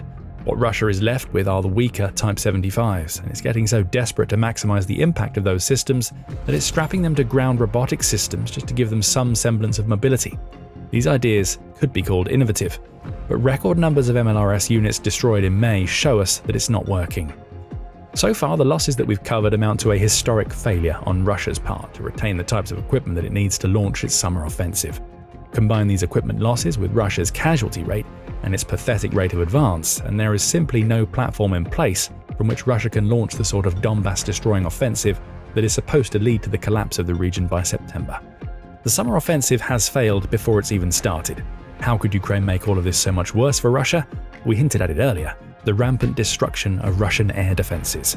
In May, Ukraine took out 42 units of Russia's air defenses. That isn't a record-breaking figure, but it is the highest single-month tally since June 2024, when Russia lost 59 air defense units to Ukraine's strikes. What we see here is a crescendo in Ukraine's systematic campaign to take out as many air defense systems as it can in the occupied territories. This campaign began long before Russia launched the spring offensive that was supposed to lead to massive gains in the summer. Ukraine has been escalating its destruction of Russia's defenses since last year. Between March and May 10th, Ukraine destroyed 37 Russian air defense systems, electronic warfare assets, and radars, which was twice the number it destroyed in October 2025, the Kyiv Post reports. Ukraine repeated that feat in May and added 5 more on top, and this spells bad news for Russia in the summer for a simple reason. Losing air defenses opens the door for Ukraine's medium and long-range attacks. Do you remember the record-breaking strikes Ukraine made against Russia's vehicles this May? What about the journeys that Ukraine's drones made in the skies of Luhansk that prompted the Third Army Corps to proclaim that Ukraine now owns the Luhansk skies? Those sorts of feats wouldn't be possible if Ukraine hadn't first launched a campaign to destroy Russia's air defenses. With each system downed comes a new aerial corridor that Ukraine can exploit for its strikes in the occupied rear and inside Russia itself. Those strikes whittle away at the Russian war machine. We see that in the logistical aspects we've already discussed. But every attack that Ukraine conducts against Russian oil and military industry on Putin's turf can be directly linked to the shattering of Russia's air defenses inside Ukraine. As more infrastructure and equipment in the rear get destroyed, Russia weakens on the front. May has shown us that Ukraine isn't in any mood to slow down when it comes to Russia's air defenses. If anything, Ukraine is ramping up. This summer, the result will be clear on the battlefield. More failed assaults, more equipment burning, more momentum in Ukraine's favor, as Russia fails to come close to hitting the targets that Putin has set for the summer. We'll put it bluntly, Russia's summer goals are unattainable. Putin needs a way out, as the current phase of the Ukraine war is the least successful that Russia has experienced since the summer of 2023. Russia's answer to all of this has been to escalate its attacks on civilians as the ground invasion falls apart. On June 2nd, Russia launched an aerial assault that included 73 missiles and 656 drones all across Ukraine. The Atlantic Council reports that this attack was significant because around 30 of the missiles used were ballistic, and over 100 Ukrainian civilians were killed or injured in the strikes. But that's all that Putin has left this summer. Blatant war crimes that cover up the failure of a summer offensive that hasn't even gotten off the ground yet. And it's not even as though Russia's strategy of targeting Ukraine's civilians is going to work out. As Putin watches his military collapse to World War II levels of losses, Ukraine has shown that it can give just as good as it gets on the long-range front. The phrase "knowledge is power" is particularly pertinent in the world of warfare. The more you know about your enemy, the easier it becomes to defeat them. If you know where their troops and armor are moving, you can take the necessary measures to stop them. If you know where their most important assets are located, you can plan and execute strikes to take them out. In the past, that kind of knowledge was provided by scouts and spies. Today, it comes from space. Hundreds of miles above the Earth's surface, satellites track troop movements, spot supply depots, monitor air bases, and expose hidden positions deep behind enemy lines. Ukraine relies heavily on these systems in its war with Russia, but Kyiv's most important eye in the sky wasn't launched by an allied superpower or billionaire tech company. It was crowdfunded. Bought and paid for by ordinary Ukrainians, the so-called People's Satellite has become one of the most effective intelligence assets in the world, and a veritable nightmare for the Russian war machine as well. Before we get into how it works and the unique benefits it brings, here's a look at the fascinating origin story of this one-of-a-kind satellite system. It all started in 2022, during the opening stages of the conflict. The Sahi Pritula Charity Foundation decided to organize a fundraising campaign for 3 Turkish Bayraktar drones, calling on the general public to make donations. It was a way for regular Ukrainian men and women to play their part in defending their homeland, without necessarily having to take up arms themselves, and plenty of people answered the call. Indeed, at the time, large swathes of the Ukrainian public were doing everything they possibly could to support the country's defense forces, whether through donations or providing support in other ways. So even though the drones came with high price tags, people were only too happy to donate whatever they could afford. For some, that was just a few dozen hryvnias, while others were able to make larger donations in the hundreds or even thousands. It all counted, and it all added up, and before long, literally millions of Ukrainians had pulled together to raise the 600 million hryvnias, close to $50 million, necessary to cover the cost of the drones. They did it all in just 3 days. It was an almost miraculous feat, and the Turkish drone manufacturer was so impressed by the spirit and dedication of the Ukrainian people that it decided to waive the fee and hand over the drones for free. So all of a sudden, the foundation was left with a massive amount of money and a burning question: how best to spend it? Of course, it could have simply refunded the millions of people who made donations, but those people donated for a reason. They wanted to improve their country's chances in the war. They wanted to be a part of the defensive effort and to contribute something that would help them fend off the enemy's invasion. So after much debate and discussion, the foundation came up with a rather out-of-the-ordinary solution. It decided to use the funds to purchase a satellite. And it would be called the People's Satellite, in honor of the countless hard-working Ukrainians of all different backgrounds, age groups and professions who had paid for it. The satellite in question was a Finnish ICEYE synthetic aperture SAR model, and the foundation was excited about the benefits it could bring to the Ukrainian army, stating that the purchase represented a significant step in responding to the government of Ukraine's urgent request for critical Earth observation data, and it will greatly benefit our armed forces. Some people, however, were a little nonplussed by the decision. Originally, they'd raised money for drones, military assets with the power to provide almost immediate results on the battlefield. Instead, however, all of those funds had gone to something that, at least on the surface, wouldn't be able to provide such a rapid return on investment. However, even though Ukraine had to show a little patience, the People's Satellite soon proved that it was a far smarter purchase than any drone could ever be.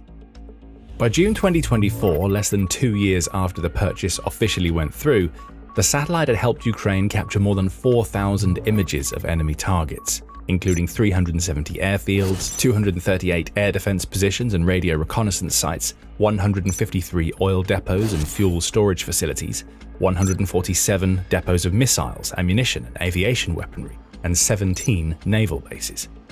As Ukraine's main intelligence directorate GUR noted at the time, approximately 38% of all data collected by ICI has been used directly to prepare and execute strikes against the enemy, resulting in billions in losses for Russia as the cost of its aggression mounts. That's not an exaggeration.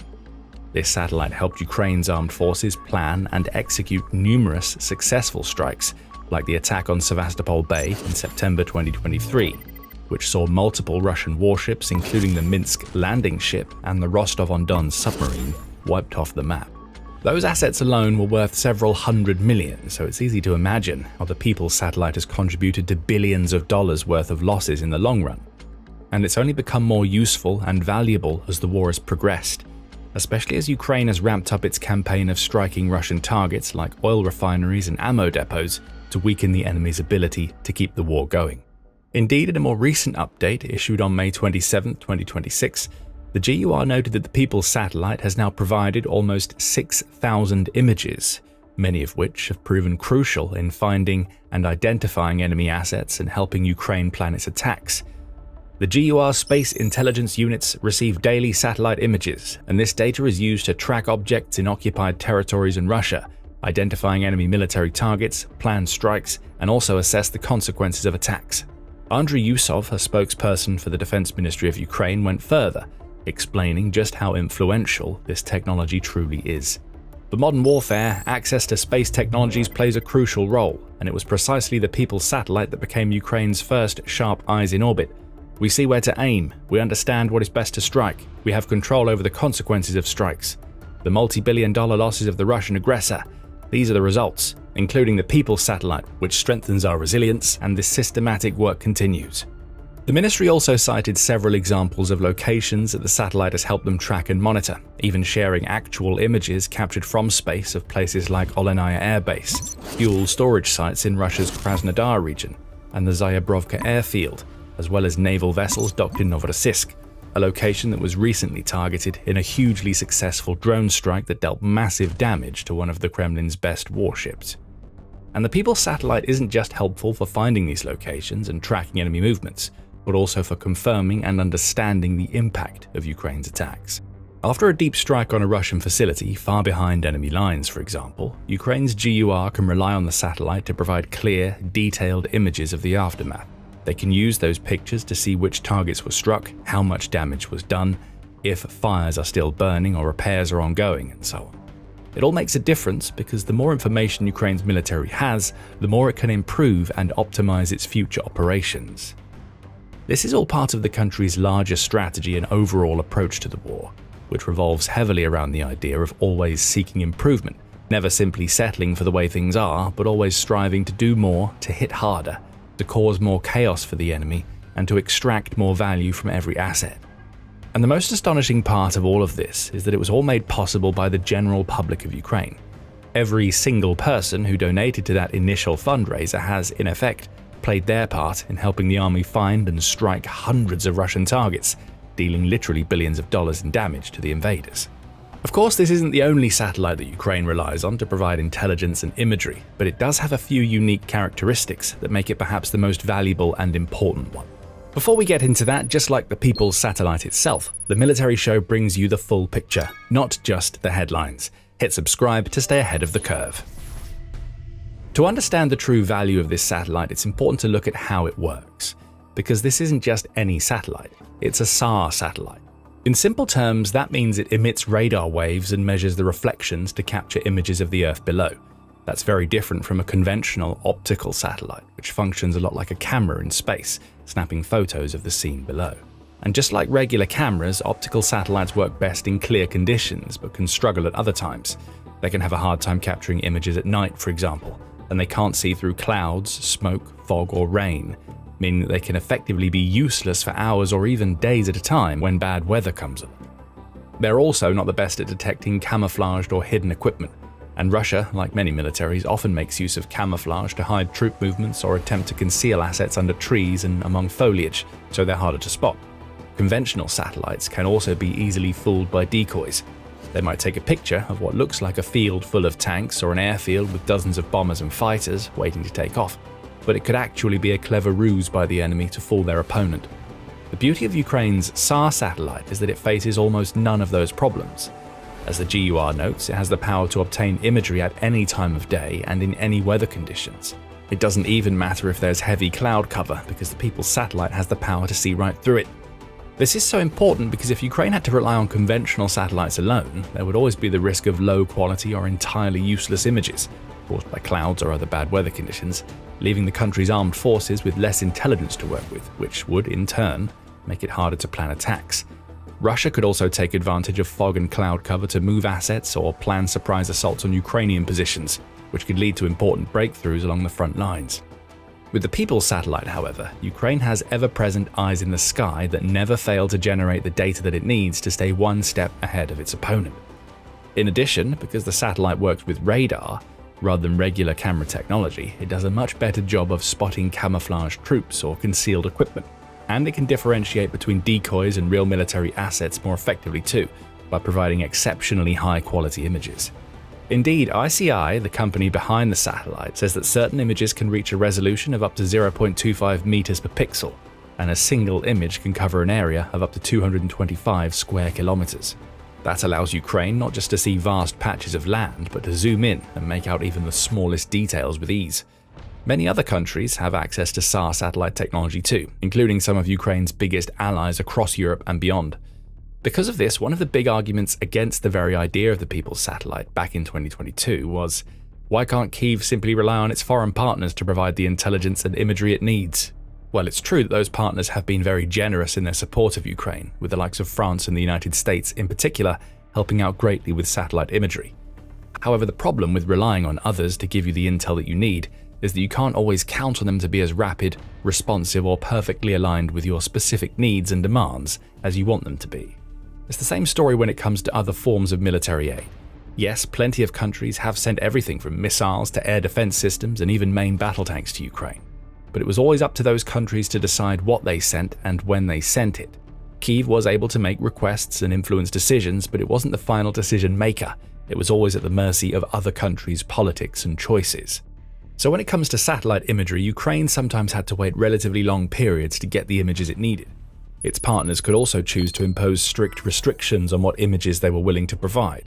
They might not have been willing to share pictures of certain locations, for example, or might have been concerned about escalating the conflict somehow by providing too much intelligence too quickly.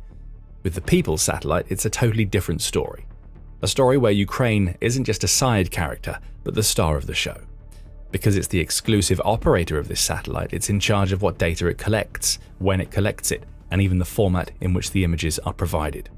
This allows Kyiv's forces to gather the exact data they require with the utmost speed and efficiency. Indeed, the Serhiy Prytula Charity Foundation has confirmed that the satellite passes over Ukrainian territory twice every day, with ISI founder Rafal Modzevsky noting that Ukraine is able to use it to monitor Russian troop movements almost in real time, capturing up to 24 images of the same target on a daily basis. And in conflict situations, that matters more than you might think, because in the world of war, nothing stays the same for long. Russia is regularly repositioning its assets, like air defenses and missile batteries, for example. Its troops, too, are constantly on the move, with formations making their way across frontline territories on a near constant basis. At airfields, too, planes and assets may be repositioned or relocated to other fields and hangars, and at sea, ships can move from port to port. If you have to rely on satellite images that take days to arrive, you might be looking at pictures that no longer reflect reality. One of France's satellites could capture an image of a mechanized brigade somewhere near the front, for example, but it could have already moved on somewhere completely different by the time that picture has made its way to Ukraine. But with the People's satellite, Ukraine has incredibly fast access to this imagery, with the Defense Ministry noting that it often only takes a few hours for images to come through, and that speed makes it much easier to make decisions based on that data. Only Ukraine's GUR knows just how many decisions the satellite has helped to influence, how many attacks it's played a part in, how many lives it's saved, and how much damage it has helped Kyiv's forces to deal to Russia. But it's not hard to see what a vital piece of the puzzle it is. Throughout the war, but especially in 2025 and into 2026, we've seen Ukraine carry out countless devastating precision strikes on Russian assets across regions like Donetsk, Luhansk, and even as far as Crimea. So many of these attacks are remarkably successful, with Ukraine's drones and missiles striking their intended targets with remarkable efficiency. At the front lines too, we've seen Ukraine's defenders lay traps for Russian forces, defend small settlements for months on end, and eliminate one Russian assault group after another. That's not down to luck, it's down to intelligence. Ukraine is able to carry out these kinds of attacks and defend its territory so well because it strives to be one step ahead of its opponents at all times. It actively takes steps to see where Russia's best assets are being moved to and tracks its troops' movements, and there's no doubt at all that the People's satellite has played a huge part in all of that, capturing thousands of images that have helped the country make hundreds of intelligent, data-backed decisions. It's yet another example of how Ukraine has leveraged technology and innovation to its advantage in the war. We've seen Kyiv's forces make use of cutting-edge drones, state-of-the-art electronic warfare systems, and even artificial intelligence to strengthen its defenses and even the odds with its opponent. And the People's satellite is yet another inspiring demonstration of Ukraine's forward-thinking approach to emerging technologies. And arguably, the best part of all of this is that there's nothing Russia can do to stop it. Even if the Kremlin's forces decided to take some sort of military action against the satellite, using cyber warfare for example, or even anti-satellite missiles, it wouldn't matter, because the People's satellite is fully insured. ICI has promised that if anything happens to it, Ukraine will be provided with an identical replacement. So for as long as this war goes on, the satellite will continue to hover far above, out of sight but not out of mind, playing its silent but invaluable role in this war and leaving the Russians with nowhere to hide whatsoever. For another amazing example of Ukraine's technological mastery, check out this video, which explores how Kyiv's defenders have found an astonishing way. Ukraine's middle-range campaign has escalated in 2026. Dozens of miles behind the front lines, Ukraine is taking out Russian command posts, logistics, and so much more. Now the US just gave tech to Ukraine that will make that campaign unstoppable. This is big. Russia is powerless to stop it, and if Ukraine uses this new tech well, it can turn all of the Russian weapons that it targets into dust in an instant. The JDAMs are coming. Or should we say, more of them? On May 5th, the US Department of State published a press release confirming that it had approved the possible sale of Joint Direct Attack Munitions, Extended Range or JDAM-ERs, to Ukraine. This isn't a small sale. Ukraine is going to spend $373.6 million to get its hands on the middle-range killers that the US produces. For that money, Ukraine will receive 1,200 KMU-572 JDAM tail kits, along with 332 KMU-556 tail kits. Plus, the US will deliver everything that Ukraine needs to ensure those tail kits can be used to convert bombs into the destroyers of Russian equipment that Ukraine needs them to be. FMU-139 fuse systems are part of the deal, as are spare and repair parts, JDAM support equipment, weapons software, documentation, and ongoing technical and logistical support. The US isn't just selling weapons here, it's selling full-blown cooperation to make Ukraine's JDAM ERs as effective as they can be on the battlefield. The US hasn't been shy about explaining why it's approved the sale, as it sees JDAMs in Ukraine as a way to secure its own foreign policy goals. This proposed sale will support the foreign policy and national security objectives of the United States by improving the security of a partner country that is a force for political stability and economic progress in Europe, the Department of State declared in its press release. As for Ukraine, it gets precisely what it needs from the US right now, a weapon that it already has experience with, that can be absorbed straight into Ukraine's armed forces and immediately serve a role in the middle-range strategy that Ukraine has concocted for Russia in 2026. That's where things get really serious for Russia. Stick with us and we'll explain why. More details come from News Sky, which explains that the US has identified Boeing as the main contractor who will manufacture the JDAM kits that are set to head into Ukraine. Boeing shouldn't have any problems in that department. JDAMs have been delivered to Ukraine several times before, with the first set being transferred way back in 2023 and 2024. They've been proven very effective, and that's why Ukraine wants them. The General Staff of the Armed Forces of Ukraine says JDAMs have been used to destroy more than 180 important objects so far in the war, and they're essential because they provide Ukraine's fighter pilots with a standoff munition that can be launched from a large enough distance to minimize the risk those pilots face during strike missions. There's just one small caveat, and we see it in the language used by the Department of State. Right now, the Department of State has made a determination approving a possible foreign military sale. That is the precise wording, and the word possible leaves the US with some wiggle room. The final green light is still needed before the sale is outright approved. Right now, the sale has been cleared. However, further technicalities, including signing a final contracting deal, handling production, and determining how the weapons will be transferred to Ukraine, all need to be signed off on. It's unlikely that anything will get in the way of the final green light. The US already has its chosen contractor, and issues like JDAM production and transfer to Ukraine have been handled before, so there will already be processes in place. Still, there are some small barriers to overcome. Ukraine will be waiting with its cash ready to go as soon as those barriers are clear. And there are plenty of reasons why, because JDAMs are some of the most valuable Western weapons that Ukraine has in its arsenal. Or more accurately, they are Western kits that convert other weapons so that they become much more dangerous. A JDAM is a tail kit that is strapped onto a dumb bomb to turn it into a GPS-guided precision munition. The difference this makes is astounding. With a dumb bomb, a pilot has to fly right over a target before unleashing their munitions. This creates several risks. The pilot has to get in close to a target, which opens them up to air defense fire. Plus, the reason we give dumb bombs that moniker is that there is no precision involved. Drop and hope is the only strategy, and it's always possible that a dumb bomb will miss its target, making the entire sortie pointless.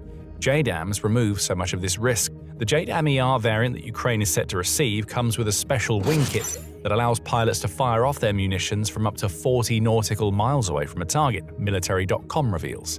The exact range can vary depending on the altitude and release conditions, but the point is that the pilot gets to fire from standoff range, and they know their JDAM is very likely to hit the target because of its GPS guidance system. That level of precision isn't a nice to have in modern warfare, it's a necessity. And that necessity is what led to the JDAM being developed in the first place. Back during Operation Desert Storm in 1991, US pilots were getting extremely frustrated with the bombs that they were tasked with deploying. The Paveway 2 was the bomb of choice during that conflict, and it wasn't a bad weapon by any means.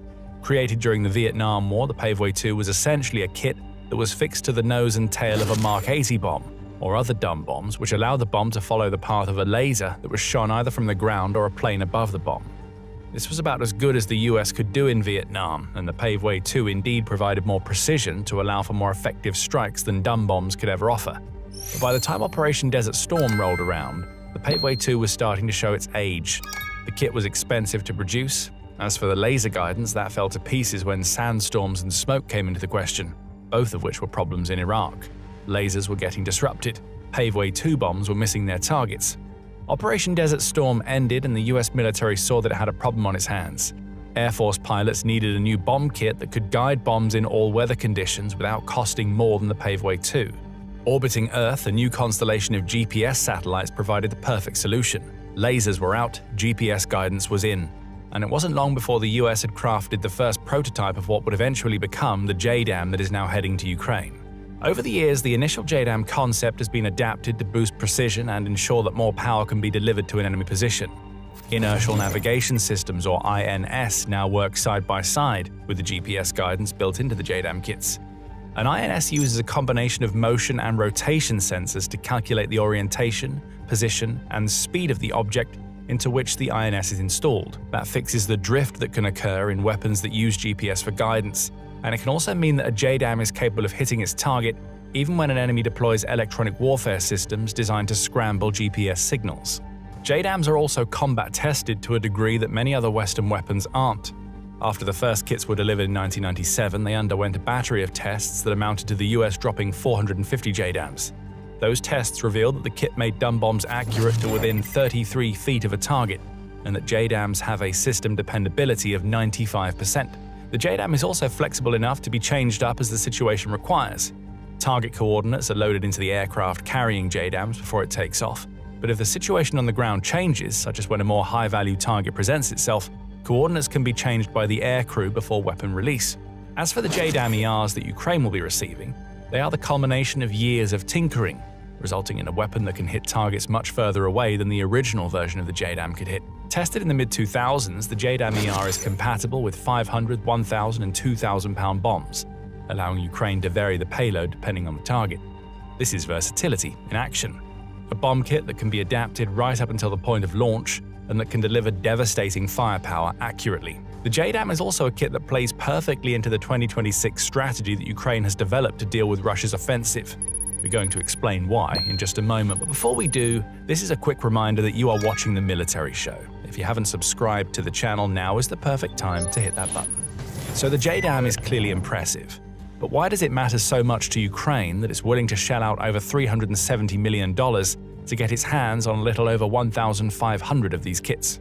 The price breakdown is actually very revealing here. If we calculate based on the number of kits alone, Ukraine is getting its hands on a super-accurate bomb kit that costs a little under $244,000 per unit. Of course, we also have to account for all of the fuses, spare parts, and support that the US offers as part of the sale, so the real unit price for a JDAM ER is much lower. Don't get us wrong, the US is still making a healthy profit from this sale. According to the Warzone, a standard JDAM kit costs the US Air Force an average of $21,000 per kit back in 2021. JDAM ERs are more expensive than these standard kits, and you can add a markup plus money spent on all of the additional stuff to Ukraine's per unit price.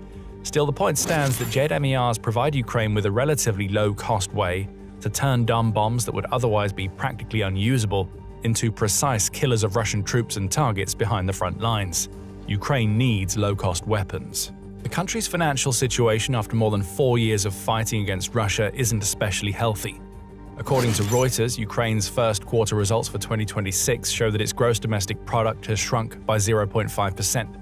That figure alone provides a snapshot into the economic difficulties that Ukraine faces, as it looks set to face a $45 billion shortfall in its budget for 2026. Some of that shortfall is going to be alleviated by a European Union loan of 90 billion euros, or around $105 billion, that finally looks set to get the full green light now that Viktor Orban is out of power in Hungary. Orban had been blocking the loan, now he's gone, and Ukraine should finally get its hands on the money. Nevertheless, Ukraine's precarious financial situation informs much of its strategy for 2026. Ukraine needs weapons that deliver huge results for as small an outlay as possible. JDAM fits the bill. Even at $244,000 per unit, JDAM represents a massive return on investment for Ukraine, assuming it can choose the right targets to strike. Every air defense system that goes down to a JDAM costs Russia millions of dollars. The same goes for command posts and logistical networks. Even when costs to Russia aren't up front, the weakening of the rear that the JDAM ER allows means that the indirect costs mount up for Russia. Every soldier who dies due to their logistics being taken out by a JDAM adds more costs to Putin's invasion. So the JDAM ERs that are set to enter Ukraine will likely end up being a very efficient purchase. After all, these are the weapons precise enough to offer one-hit, one-kill capabilities. When you have that degree of accuracy, spending a few $1,000s more on a JDAM instead of a mid-range drone makes sense. By the way, we've mentioned the middle range a couple of times already. Keep that in mind because it's a huge part of Ukraine's 2026 strategy into which JDAMs feed. The addition of more JDAMs into Ukraine's arsenal also means that the country's air force just got a whole lot stronger. Remember, JDAMs aren't new to Ukraine. The country has been receiving them since 2023, and the bomb kits have already been well integrated into the Ukrainian Air Force. JDAMs are also compatible with the F-16 fighter jets that Ukraine has been receiving since 2024. So much so that it was in these jets that Ukraine's pilots underwent their crash courses in how to use the JDAM. Right now, various European nations have combined to pledge 87 F-16s to Ukraine, and only 4 of those airframes have been lost in action. With more JDAM-ERs coming into the fold, these Western airframes become much more effective in terms of the attack option that they provide to Ukraine. Oh, and Ukraine has 6 Mirage 2005 fighter jets, and France is reportedly thinking about transferring up to 20 more of these airframes to Ukraine in the future. The Mirage 2005s Ukraine has received are also compatible with the JDAM. All of this focus on Western airframes might make you think that Ukraine's older Soviet platforms can't use the JDAM, but that isn't the case. Through ingenious engineering trickery, Ukraine has managed to make some of its Soviet systems compatible with the US-made bomb kit. We know for a fact that Ukrainian MiG-29 jets are carrying JDAM-ERs, as there is a video of them doing just that in the Zaporizhia region that dates back to July 2025. That video revealed that Ukraine has been using its Soviet airframes to fire Western weapons, as the JDAM-ERs that were on the MiG-29s eventually ended up crashing into a Russian military crossing behind the front lines. And that brings us to another reason why this purchase of JDAM-ERs is so massive. Ukraine knows precisely how lethal these bomb kits can be, and that means they'll feed perfectly into the accelerated middle-range strategy that we're seeing in 2026. There are so many more recorded uses of the JDAM against Russian forces in the MiG-29 example we just shared. Let's quickly rattle off a few of them. Back in March 2024, Defense Express reported on Ukraine using JDAMs to destroy Russian rocket and artillery depots in the Kherson Oblast. That strike also involved Ukraine's 38th Separate Marine Brigade taking out a command post using a JDAM-ER, which the outlet suggests was likely fired from a MiG-29. Fast forward to February 2025, and Ukraine enjoyed a landmark achievement as it became the first nation to successfully use the 1,000-pound variant of the JDAM-ER in a strike against Russian targets. This time around, it was a Soviet-era Su-27 fighter jet carrying the bombs, which shows that the JDAM has been about as fully integrated into Ukraine's air force as any Western weapon could possibly be. There were even suggestions at the time that the bomb that Ukraine used was produced in Ukraine itself, rather than supplied by the US, which would mean that the Ukraine is also figuring out how to make JDAM kits compatible with the many dumb bombs that it has in its arsenal. And just a couple of months after this revelation, Ukraine was at it again with JDAMs. This time, a strike in the Donetsk region took out a Russian battalion command post, Military reported. Again, it was an Su-27 that carried the bombs, and the strike was so precise that it managed to take out a specific building in a fairly densely packed urban area. All of these strikes have something in common. They took out targets in the occupied regions of Ukraine. You could even say that Ukraine's earlier use of its JDAMs were a precursor to the middle-range campaign that is now being ramped up to an insane degree. Back in 2024 and 25, Ukraine carried out isolated strikes against Russian positions behind the front lines. Now those strikes have evolved to become a full strategy, especially now that Ukraine has developed middle-range drones that give it a cost-effective way to tackle Russian equipment, command posts, and logistics in the near rear. According to Ukraine's Ministry of Defense, middle-range strikes, which are attacks that happen within a range of 12.4 to 93.2 miles, increased by a factor of 2 in April when compared to the figures from March. The numbers are even more impressive when you compare them to what Ukraine was doing in February, as April saw Ukraine launch 4 times the number of middle-range attacks against Russia's forces. And there will be more, Ukraine's President Volodymyr Zelensky says, adding, "This is a priority area." What we're seeing here is the ramping up of a strategy that is designed specifically to cripple Russia in the occupied territories. Assaults on the front are weakened as a result of this approach, and Ukraine creates more opportunities to launch the sorts of counterattacks that have seen it liberate territory from Russia for much of 2026. Now throw JDAM-ERs into that equation. When the sale receives the full green light and over 1,500 new JDAM kits stream into Ukraine, the real power will show. JDAMs will deliver hundreds of pounds of explosive fury within about a 40 to 50 mile range. Middle-range drones will strike Russian targets further back. The arrival of more JDAMs means that an already layered middle-range campaign becomes even more effective. Ukraine knew precisely what it was doing when it asked to buy the JDAMs from the US. The nation knew what it had in store for the Russian near rear in 2026. Now Ukraine will be hoping that the I's are dotted and the T's are crossed fast enough for America's JDAMs to enter the country in time for them to put them to use, crippling the Russian spring and summer offensive. Precision is kind of important in modern warfare. We know, right? No big revelation there. But it seems that Russia never got the memo that building bombs that are actually capable of hitting their targets is a good thing. At least that's what we're getting after a spate of incidents that tell us that Russia's glide bombs aren't gliding where they need to go. Those bombs are accurate at hitting Russian troops. Something is bombing Russia, and it isn't Ukraine. No matter how hard Russia tries, it just can't seem to stop bombing itself. The UK's Ministry of Defence, or MOD, has revealed that Russia's high-tempo glide bomb campaign against Ukraine comes with some major drawbacks. The friendly fire rates that are coming out of those attacks show that a litany of issues, including poor procedures, are resulting in Russia bombing itself far too often. In its typically understated way, the MOD said, "These instances demonstrate continued errors in Russia's ability to successfully employ their munitions on intended targets." In other words, Russia, why do you keep hitting yourself? The Kremlin doesn't have any answers, and the numbers show that this is a problem that has been affecting Russia ever since it introduced glide bombs into the war. The MOD analysed footage published by open-source intelligence groups such as Astra to discover that Russia has dropped 25 glide bombs onto itself and the territory that it occupies in Ukraine so far in 2026. That's a friendly fire rate of about 5 massive bombs dropped on Russian soldiers and civilians per month, and Ukraine isn't having to lift a finger.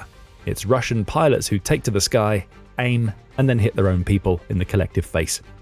The one bright spot in these figures is that Russia seems to be getting a little better at hitting itself. In 2025, there were 143 recorded instances of Russia hitting itself with its own glide bombs, creating an average of 11.9 incidents per month. 2024 was even worse. Russia managed to smash itself an average of 13.75 times per month with its glide bombs for an annual total of 165. So, well done, we guess. Only 25 instances of launching bombs at yourself is the best you can do, Russia? While the Kremlin might celebrate the fact that it's only giving itself one black eye instead of two, the everyday Russians who feel the force of their country's own weapons won't be quite so happy. 25 friendly fire incidents is still 25 too many. As the resident of Dubova in Russia's Belgorod Oblast, who was hit by a glide bomb on May 16th, would tell Putin and his cronies. At least they would have said that to Putin. They can't now because the terrifyingly powerful glide bomb that struck their home also claimed their life. We imagine that Russia's people are getting pretty frustrated at this point. After all, Russia hitting itself has been a problem for far too long now. As far back as April 2023, Business Insider was reporting on an incident where a Russian fighter jet accidentally bombed its own territory. Again, the incident took place in Belgorod, and it's interesting due to it happening before Russia introduced glide bombs into the war. The Russian Defense Ministry characterized what happened as an abnormal descent of aviation ammunition, which is an interesting way of saying that an Su-34 pilot had accidentally attacked his own people. That pilot may have been one of the first, but he was far from the last. Fast forward about a year and Russia was at it again. This time, glide bombs were in play, as Russia was launching one of its horrific aerial assaults against the Ukrainian city of Kharkiv. The strike didn't go to plan. A Russian pilot mistakenly dropped their munitions on, let's check our notes here, Belgorod. Really, Russia? What did this one border city do to deserve being hit with so many of your own bombs? Was Ukraine not doing enough to hit Belgorod, so your pilots felt that they needed to get in on the action? Sarcasm aside, what these incidents show us is that Russia has always had a bit of a problem when it comes to the accuracy of its aerial weapons, and that problem has only gotten worse since the country introduced glide bombs into the fray. In a July 2024 piece that examined just what on earth was going on, the Washington Post discovered that some of Russia's failed glide bombs were being discovered by civilians, and in many cases, the Russian Defense Ministry didn't even know when these misguided bombs had been fired. Those that didn't explode into fiery balls of fury that killed Russian people were often left sitting where they'd landed for days before they were discovered. That's peak Russian military efficiency right there. Not knowing that you're launching bombs at yourself and then not doing anything about the bombs once they've landed sounds about right for Russia in its Ukraine campaign. The same outlet reveals that the local authorities dealing with these glide bomb mishaps have undergone an interesting evolution in terms of how they handle the problem. When the first friendly fire incidents occurred, those authorities were generally pretty open about what had happened. At least they were as open as Russia can be, as we saw with the abnormal descent of aviation ammunition statement earlier. But somewhere around mid-2024, the authorities stopped mentioning ammunition and instead started being as vague as possible. They would only say things like, "An explosion has occurred," likely because it was getting a little bit embarrassing to keep on saying that Russian pilots had launched bombs at their own territory. Remember, there were 165 instances of this happening in 2024. It would probably start to feel like a record had skipped if Russia had to explain why things were exploding each time. But let's come back to the MOD's findings. Over the past 3 years, Russia has managed to bomb itself at least 330 times. That's a pretty major problem, and it leads to the obvious question: what on earth is happening? There are a couple of reasons why Russia keeps smashing itself in the face that we'll get to in a few minutes, but one of the major problems that Russia has with glide bombs is that they were never designed to be precision weapons in the first place. That much was clear from the original analyses of the weapons when they first appeared in early 2024. At the time, the BBC offered basic details. Glide bombs were being made by converting old Soviet-era dumb bombs into medium-range munitions through the use of glide kits. It was actually one of the few very clever ideas that Russia had had since Putin launched his invasion. These kits have special wings that deploy when the attached bomb is dropped, allowing the bomb to glide several dozen kilometers toward a target. Glide bombs allowed Russia to launch munitions from just outside the range of Ukraine's air defenses. However, they came with the downside of being imprecise. The earliest version of the glide kits that Russia created used basic satellite navigation kits to help them stay on course. That would generally ensure that a target was roughly hit, but it wasn't enough to give these bombs the level of precision that would allow Russia to reliably take out specific pieces of infrastructure or military assets. But Russia could get over that fact by countering its new weapons' lack of precision with sheer volume. Rather than using one bomb to attack one target, Russia started dropping hundreds and eventually thousands of glide bombs every single month. For instance, Russia had launched around 3,500 of these types of bombs between January and the beginning of April 2024. The volume has only increased since then. In March 2026, Russia launched 7,987 glide bombs at Ukraine, the Kyiv Independent reports. That's a new monthly record that exceeds the previous record set in February by over 1,500. So the numbers tell part of the story. What Russia has in glide bombs are Soviet-era weapons that have been given a modern touch with glide kits. That combination is never going to be perfect. And when you're launching thousands of glide bombs every month, it stands to reason that a few of the kits used to make those bombs will have manufacturing defects that send them off course. The use of satellite navigation can also cause problems. If Ukraine uses electronic warfare to jam or otherwise mess with the signals being transmitted to a glide bomb, there always exists the potential that the bomb could fall on an unintended target. Perhaps that explains why Belgorod has taken such a beating. As a border region, it's likely right in the firing line of electronic warfare countermeasures, as well as being a perfect place from which to launch glide bombs. That's a pretty nasty combination that has already led to Russian bombs being dropped onto the heads of the country's own people. But there's something more at play here. The MOD specifically points to a pair of problems that are taking Russia's glide bomb strategy from having an acceptable risk level to being potentially catastrophic for Russia. These problems could change everything. But before we dig into what they are, this is a quick reminder that you are watching The Military Show. There's a lot more where this came from, so don't forget to subscribe if you're getting value from the channel.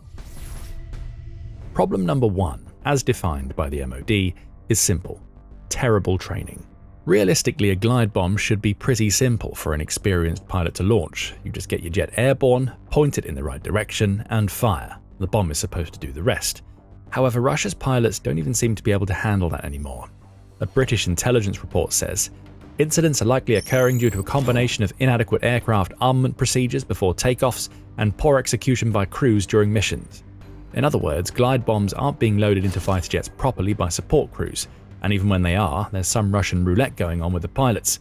You never quite know when the person entering the cockpit has been so poorly trained, they can't even handle what should be a simple task for any pilot worth their salt. Anybody who's been paying attention to Russia's approach to training since Putin invaded Ukraine won't be surprised by the revelation that poor training is a contributor to so many of the glide bomb friendly fire incidents. As far back as September 2022, it was revealed that Russia was shortening its training courses for new soldiers as it tried to deal with manpower issues that had arisen from the supposed special military operation, lasting many months beyond what Putin had anticipated. Several years later, this lackadaisical approach to training has only gotten worse. Russia has devolved from trying to fit as much as possible into too short a time span down to offering almost no training at all, because it knows that most of the soldiers it sends into Ukraine will just become cannon fodder. In a February report, United 24 Media revealed that Russian recruits now only spend between 5 and 10 days training before they're shipped to the front. There's a pattern here. Before 2013, Russia trained soldiers for 5 or 6 months before they entered the army. That training period was cut down to 3 months in 2013, a year ahead of the launch of Putin's campaign of aggression against Ukraine. Today, Russian conscripts are supposed to get 4 months of training, and contract soldiers should get 192 hours. Neither is getting what Russia claims. You might think that the training issues that affect the rank and file on the ground wouldn't impact pilots. These are personnel who need to fly very complicated pieces of machinery. Surely Russia takes its time with them. It should. But remember that Russia has lost 436 planes and 353 helicopters since the beginning of the war, per Ukraine's Ministry of Finance. That's a lot of experienced flyers who have been turned into dust, and that has a clear effect on the level of training that Russia can offer to its pilots. Russia lost so many of its pilots in the first place because of poor training practices and the forced use of outdated equipment, according to a study by the Royal United Services Institute. Almost none of Russia's pilots have received training in providing close air support to forces on the ground, for instance. With so many pilots dead and an obvious urgency to get more in the air, it shouldn't be surprising that Russia is cutting corners on pilot training. It was already doing just that before Ukraine. Now, too many of Russia's flyers don't even know their aircraft well enough to launch a glide bomb without hitting their own territory. This problem isn't going to get better, by the way. In a May 22nd report, Defense 24 pointed out that Russia's air force is a shadow of what it was during the Soviet era. A combination of lower demand for pilots before the Ukraine war and a campaign of consolidation means that Russia has fewer aviation schools than it had before the fall of the Berlin Wall. Training aircraft are ancient, with the best that most pilots can hope for being older Su and MiG models. And even as Russia tries to establish 3 new pilot schools in 2026, none of it is coming fast enough to lead to the sorts of improvements needed. Poor training means that more glide bombs are going to drop on Russian territory. Probably Belgorod. Sorry, Belgorod. Training being such an issue is bad enough for Russia, but behind that problem lies another, and it's perhaps an even bigger issue. We'll allow British intelligence to explain. The frequency of these incidents likely indicates a certain level of fatigue among both air and ground personnel in the Russian armed forces, as well as a lack of sufficient training. We'll go one step further and suggest that it's not just fatigue among Russian Air Force personnel that's a problem. The sheer amount of strain being placed on the creaking airframes that are tasked with launching the glide bombs may also be contributing, there being so many instances of friendly fire. There's plenty of logic behind the UK's intelligence statement. Russia's pilots and their crews are combining to fly more than 200 sorties against Ukraine every single day, launching anywhere between 180 and 250 glide bombs in the process. It makes sense that fatigue would start to become a factor. Day in and day out, it's the same old grind. Pilots go up, fire, and come down. Crews are working around the clock to ensure the airframes that pilots fly are capable of doing these 3 things. It stands to reason that overworked and exhausted personnel will start making mistakes. Russians die as a result of those mistakes. And it's Putin's unrealistic demands, rather than anything that Ukraine does, that is the reason why. But then there's fatigue being experienced by the airframes themselves. Russia predominantly uses fighter jets such as the Su-34 in its glide bomb campaign. Those jets aren't invincible. They have a service life, typically somewhere in the region of 6,000 hours for the Sukhoi range of jets. The never-ending sorties demanded by Putin mean that Russia's airframes are on the fast track to reaching the end of their lifespans. We're already starting to see evidence that this is the case. In a January 2025 report, Defense Express said that 550 of the 1,200 aircraft that are in active service in the Russian military are approaching the end of their service lives. Russian manufacturing is nowhere close to keeping up with this attrition, so airframes that shouldn't really be in the sky anymore are being pushed to the very edge to squeeze the last bit of attacking potential out of them before they have to be retired. Move ahead a year or so to February 2026 and some interesting photos emerged from Russia's Lipetsk airbase. There is an entire aircraft graveyard building up at that base. According to Aerospace Global News, that graveyard contains 56 MiG-29s, 25 MiG-31s, a pair of Su-24s, 3 Su-25s and 7 Su-27s. The same outlet says that at least 23 other aircraft have been moved to the storage ramp at Lipetsk between June 2022 and June 2025, which suggests that even more are awaiting decommissioning. What this tells us is that Russia is starting to run low on its Soviet-era airframes. That means new jets such as the Su-34 will have to conduct even more sorties, which means they'll be coming to the end of their lifespans far quicker as Putin's demands for yet more glide bombs grows. Now, combine aircraft at the end of their life cycles with exhausted crews and pilots, and what do you get? A double dose of fatigue that has explosive consequences far more often than Russia wants to admit. So the real story here isn't that Russia has a precision weapons problem. It does. Russia can't build many of its most modern weapons without using Western machinery and components, which is one of the reasons why it's become so reliant on glide bombs in the first place. But the real story here is one of failure within the Russian Air Force.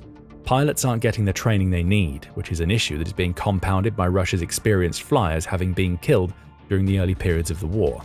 Those inexperienced pilots and their crews are exhausting themselves by flying non-stop sorties in airframes that are either approaching or already at the end of their service lives.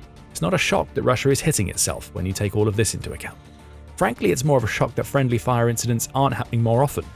Still, the glide bomb strategy will stay and more Russians will die as a result. What does it matter to Putin? He's already sent almost 1.37 million of Russia's soldiers to the slaughter in Ukraine.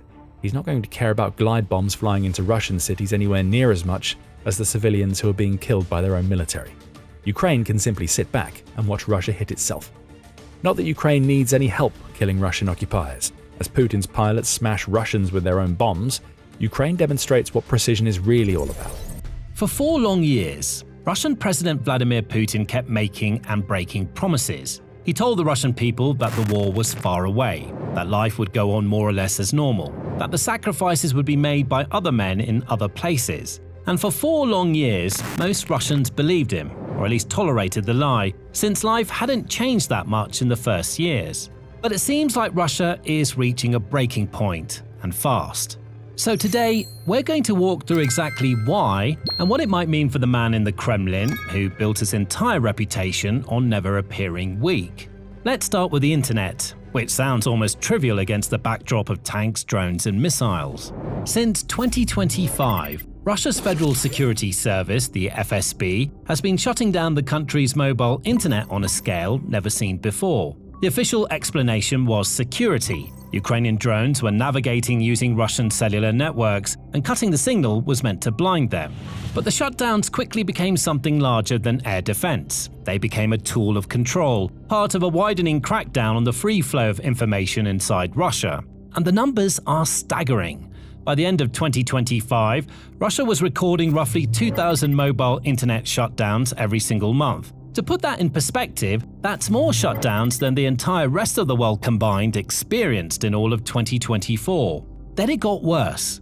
In March of this year, the authorities switched off mobile internet across Moscow itself for nearly 21 straight days, with no real explanation offered to the millions of people who live there. And Moscow is not a city you can simply unplug. When the signal died, ordinary life seized up. People couldn't pay with their cards, pull up a map to find an address, order a taxi from their phones, or in some cases, even get into a parking garage or a public toilet, because so much of the city's basic infrastructure now runs through an app.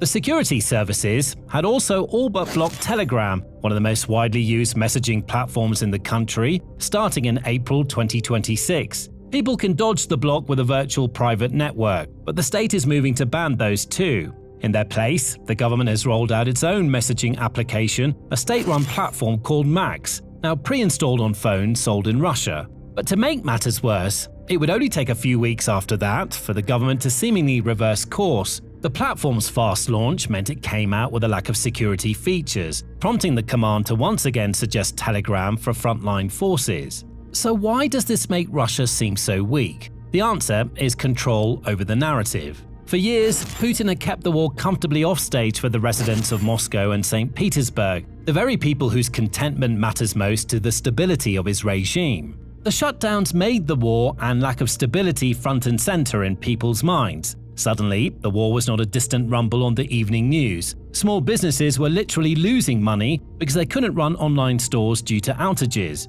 4 years in, and the war had come home, and it had directly affected the daily routine of millions of people who had never been asked to think much about it at all. And those people started to talk.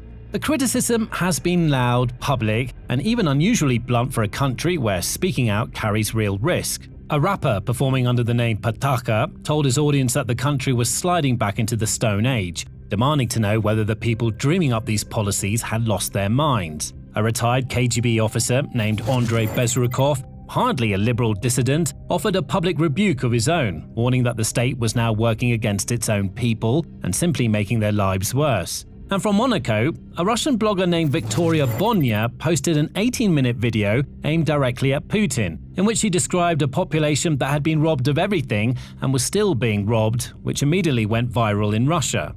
Importantly, there are no protests, at least not yet. But all of these events, combined with the fact that Russia is slowly but surely losing its grip on the real war figures and will inevitably have to fess up to its public, means that there's now a real risk of exactly that happening. The polling tells the same story in cold figures. In December 2025, the state-run pollster Vitium found that about 78% of Russians said they trusted Putin. By April 2026, just 5 months later, that number had fallen to 65.6%, a drop of 12.2 percentage points that represented a low point for the entire wartime period. Now, you should always treat numbers from a state pollster with caution because they're built to flatter the man in charge, but that's exactly what makes the drop so dangerous. When even the Kremlin's own pollster is publishing a decline like that, the real mood on the street is almost certainly worse. This is supported by the fact that an independent survey by the Levada Center, conducted in February, found that 67% of Russians believe the country should be moving toward peace negotiations.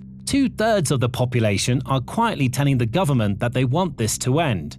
The discontent is also being fed by something the Kremlin can't disguise as easily as a foreign war, and that's the state of the Russian economy. For most of this conflict, Russia's economy defied the predictions of collapse. Sanctions came and the economy adapted. Oil kept flowing to new buyers like India and China, and the famous shadow fleet that sold to countries under the guise of foreign flags. Military spending pumped money into factories and wages, and the war-driven boom covered the damage dealt to the economy through inflation. But that's slowly ending. Official data show that Russia's GDP shrank by 0.3% in the first 3 months of this year, the first such reduction since 2023. The Ministry of Economy quietly cut its own forecast for annual growth in 2026, slashing it from 1.3% down to just 0.4%. And independent analysts believe the real picture is considerably worse than officials are willing to admit.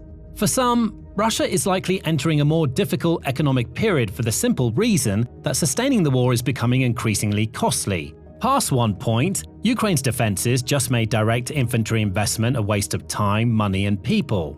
If we look past the headline figures, the civilian economy looks even more in distress. Business investment has collapsed to its lowest level since the pandemic, because no sane company commits capital to expansion when the future is this uncertain and borrowing this expensive. Manufacturing output, outside the war industries, is in steep contraction. Even then, Russia practically has no weapons exports, with the Jamestown Foundation suggesting that Russia lost over 90% of its exports. A more conservative analysis from March 2026 indicates that this loss is only 64% in 5 years between 2021 and 2026. Even then, that's a huge amount of income lost. Then there are the banks, and they may be the most dangerous part of the whole picture. Russia's lenders are wrestling with a rising tide of bad business debt, loans that won't be repaid because the borrowers can no longer pay. In April, rumors tore through the country that the government was preparing to freeze or even confiscate ordinary citizens' bank deposits. A fleet of large Telegram channels published what they claimed were leaked central bank documents proving it. Those particular documents were almost certainly fakes, but they managed to trigger a panic, and that was enough. This kind of jitteriness leaves the entire system more vulnerable to a bank run. In a healthy economy, a fake rumor dies quietly. In a frightened one, it can become a self-fulfilling prophecy. And now we come to the leaked documents, the ones that triggered this whole conversation. In May, Ukrainian President Volodymyr Zelensky put numbers to all of this in a way that's not been done before. In a statement on Telegram, he claimed that Ukraine's Foreign Intelligence Service had obtained internal Russian documents, an honest internal assessment of the country's wartime losses that Moscow was trying to hide from the world and from its own citizens alike. Now, it's worth being clear about what these documents are and are not. They are claims relayed by the Ukrainian president, citing his own intelligence service, and the underlying documents have not been made public. That's a different and lower tier of evidence than the figures we've been discussing from named Western institutions. So treat what follows as Ukraine's account, not as an independently confirmed fact. But all of it lines up uncomfortably well with everything the open data already shows. According to Zelensky, the first major indicator in those documents was the shutdown of active oil wells. He said that one Russian oil company had already been forced to suspend operations at around 400 wells. That matters because of the peculiar nature of Russian oil. Restarting a well that's been shut is far harder in Russia than in many other oil-producing countries, mostly due to the geology and the techniques involved. A well that goes quiet doesn't simply switch back on when prices recover. So these were, in Zelensky's framing, significant and lasting losses rather than a temporary pause. The second indicator was a drop in refining. Russian oil refining volumes, he claimed, had fallen by at least 10% over the first several months of this year, a decline he tied directly to Ukraine's campaign of long-range strikes against Russian energy infrastructure.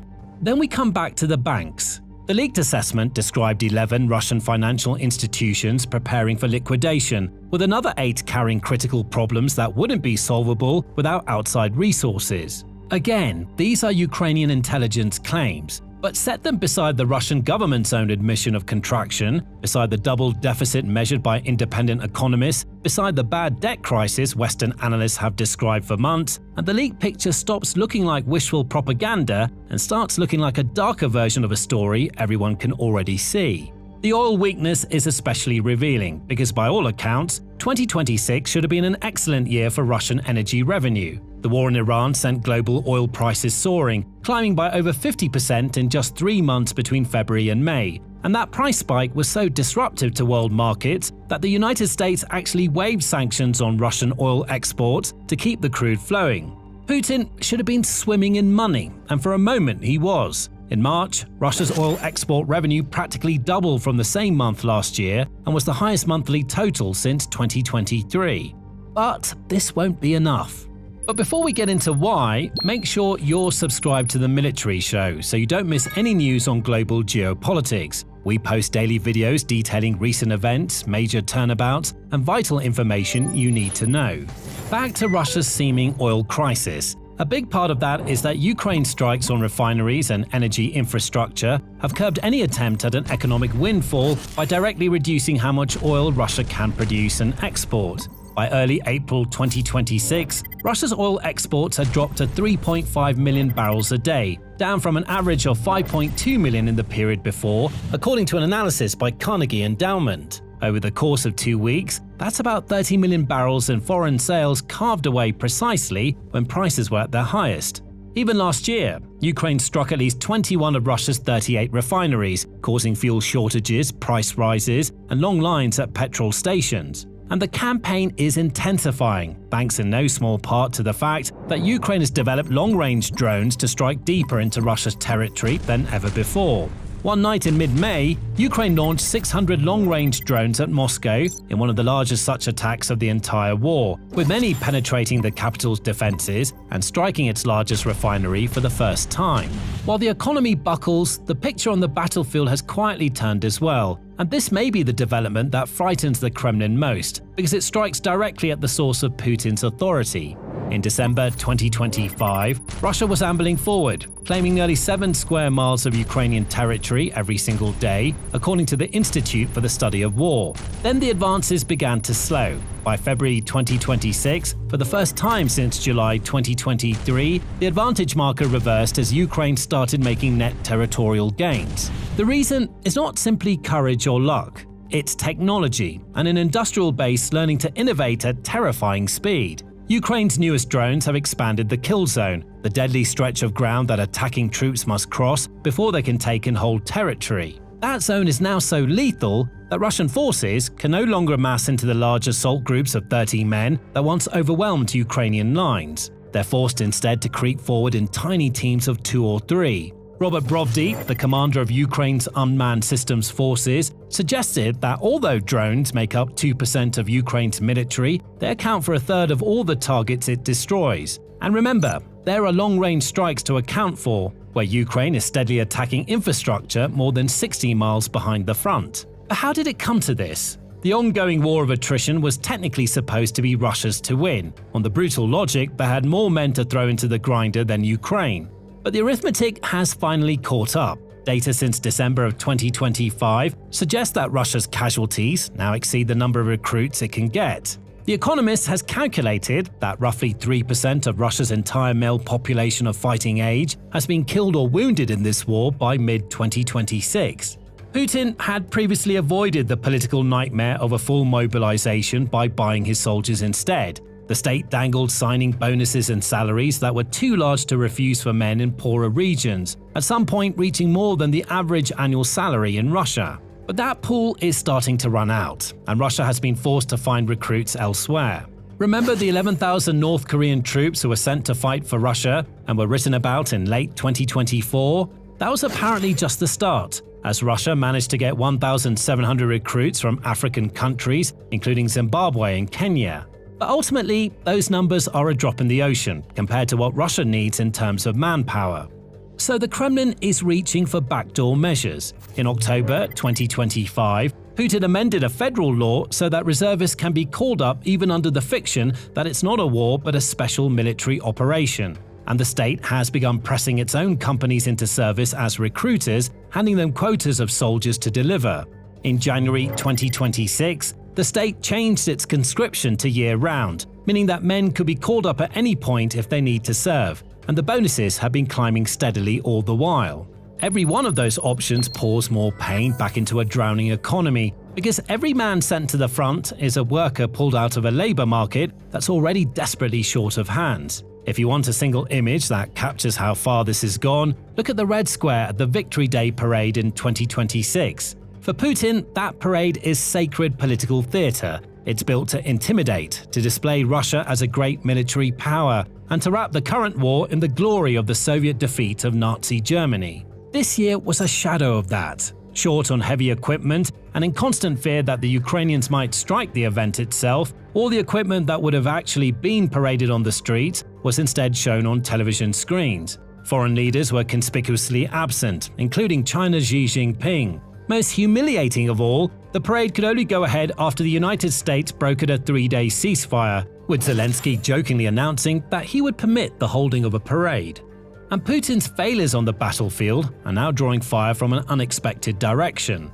The pro-war camp in Russia, from the very hardliners who wanted him to fight harder. Abbas Galyamov, who once wrote speeches for Putin and is now an opposition figure abroad, told the Wall Street Journal that the turning point came in January, the month when the war in Ukraine finally lasted longer than the Soviet Union's entire war against Nazi Germany. When even the people who want more war are mocking your competence, you're in a dangerous place, and Putin appears to feel it. The Kremlin is now busy staging more propaganda, showing Putin meeting various people outdoors in regular clothing and surrounded not by servicemen but by regular people. The entire show is a facade meant to dissuade any claims that Putin has been hiding in bunkers when he's not photographed making self-important speeches.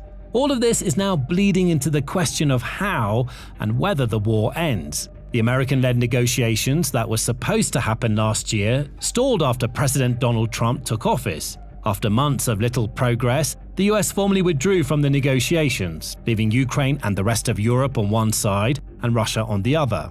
In early 2026, Trump was consumed by the war in Iran, and having cut off funding to Ukraine, he had also lost much of his leverage over Kyiv. But even without support from the world's largest military, Ukraine is seemingly thriving. The rest of Europe picked up the slack and started sending more equipment and aid, forming the coalition of the willing to discuss the future of the war, up to possibly even directly intervening with their own troops. Putin himself also cryptically suggested that the war might be coming to an end shortly after the victory parade. But then he again stated that he was the wronged party, suggesting that he would meet Zelensky when Ukraine agreed to a lasting peace. Based on previous announcements, this falls in line with Russia trying to extract as much as possible from Ukraine for providing no guarantees. There's also a darker possibility hanging over everything we've discussed. The internet shutdowns, the crackdown, the growing influence of the FSB, all of it points towards a regime preparing to extract still more from its exhausted population by force. Russia could be laying the groundwork to crush any resistance to the harsher measures the war will demand. And it points to a chilling precedent. In January, Russia's ally Iran imposed a nationwide internet shutdown. Putin's entire plan for the Ukraine war hinges on the Russian military getting its hands on as much cannon fodder to feed into Ukraine's defenses as possible. That is the Russian way. But Putin's plan is in trouble. Russia is on the edge of a total army collapse. The largest troop desertion in modern history is underway, as 50,000 flee. But that isn't the full story.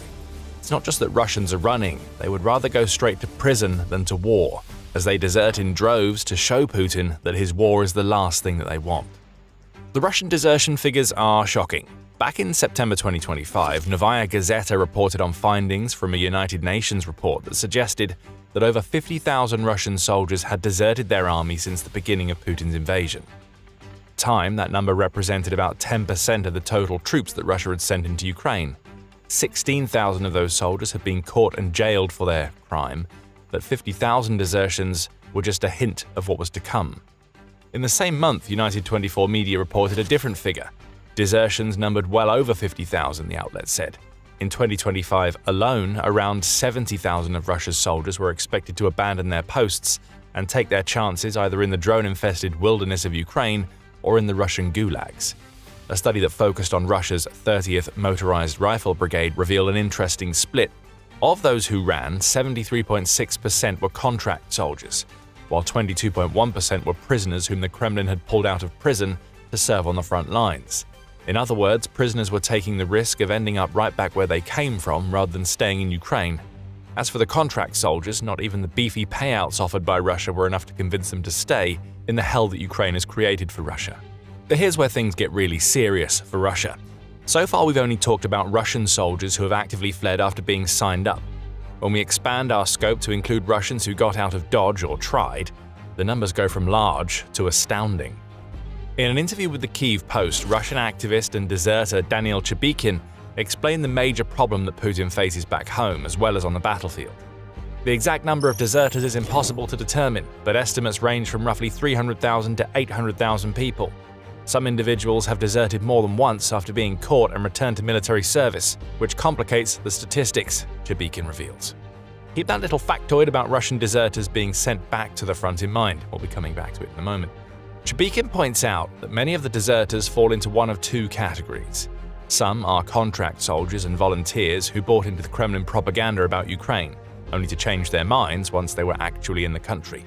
Others are conscripts, young soldiers who were never supposed to find themselves in Ukraine, but were sent there anyway as part of a stealth mobilization system that Russia has created.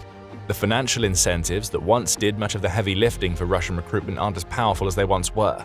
Several years of intense inflation in Russia mean that the massive signing bonuses being offered are being severely diminished in value. There is no reason for a Russian to fight for Putin anymore. And to get out of the battle that they don't want, many are now accepting terms in prison rather than being sent to the front. Chabikin draws parallels between what we're seeing now and Russia's desertion situation during World War I. The closer historical parallel, in my view, is World War I. As that conflict dragged on, increasing numbers of Russian soldiers concluded they were dying for goals that had little to do with their own interests. Entire units deserted.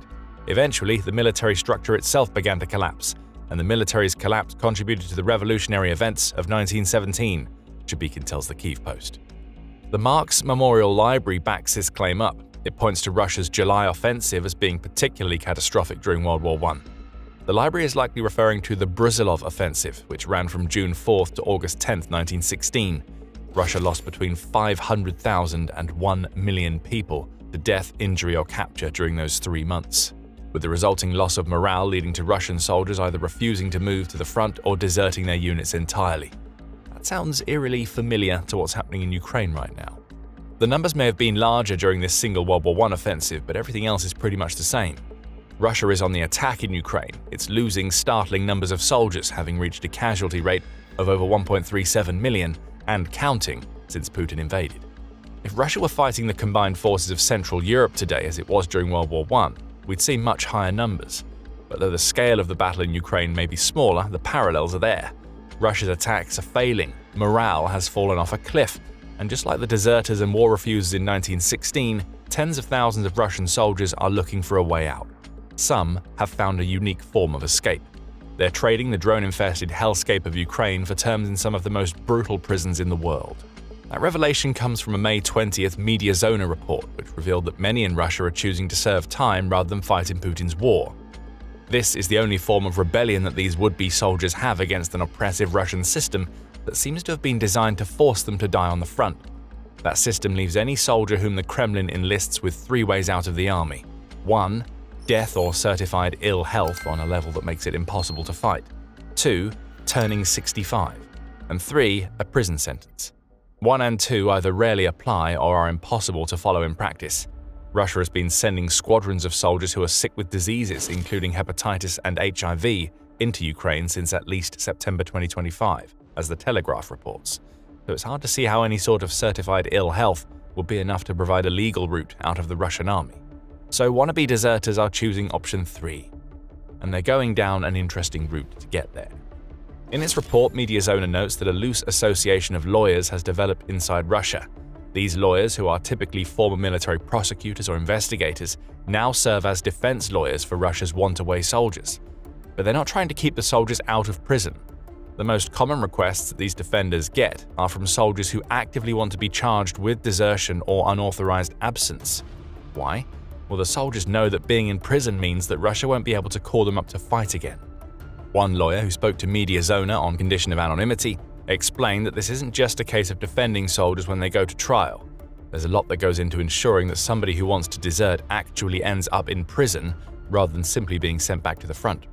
A deserter comes to us, we sign him up, and we go to a sensible investigator we know needs cases. The geography is huge. An offense is investigated where it ends, so a man could have run from the Luhansk People's Republic to Sakhalin Island, and the investigator on Sakhalin handles it. We look for investigative departments that desperately need numbers for their statistics, say the Strategic Rocket Forces, where nobody commits crimes, the lawyer explains. Once the appropriate investigative department is found, it's then a game of appealing to the need of the department to meet quotas. The lawyer will push for the deserting soldier to be tried in the identified location, and that department in that location will actively push to take the soldier off the front to boost their number of criminal convictions. It's a strange desertion dance being played all over Russia, but it works sometimes. The tactic hinges on finding an investigator who has a personal stake in the case. That doesn't mean knowing the soldier on trial, rather that investigator is looking to enrich themselves. Strong case closure numbers result in raises or promotions. So what we're seeing here is an interesting form of corruption where both the deserter and the prosecutor get what they want.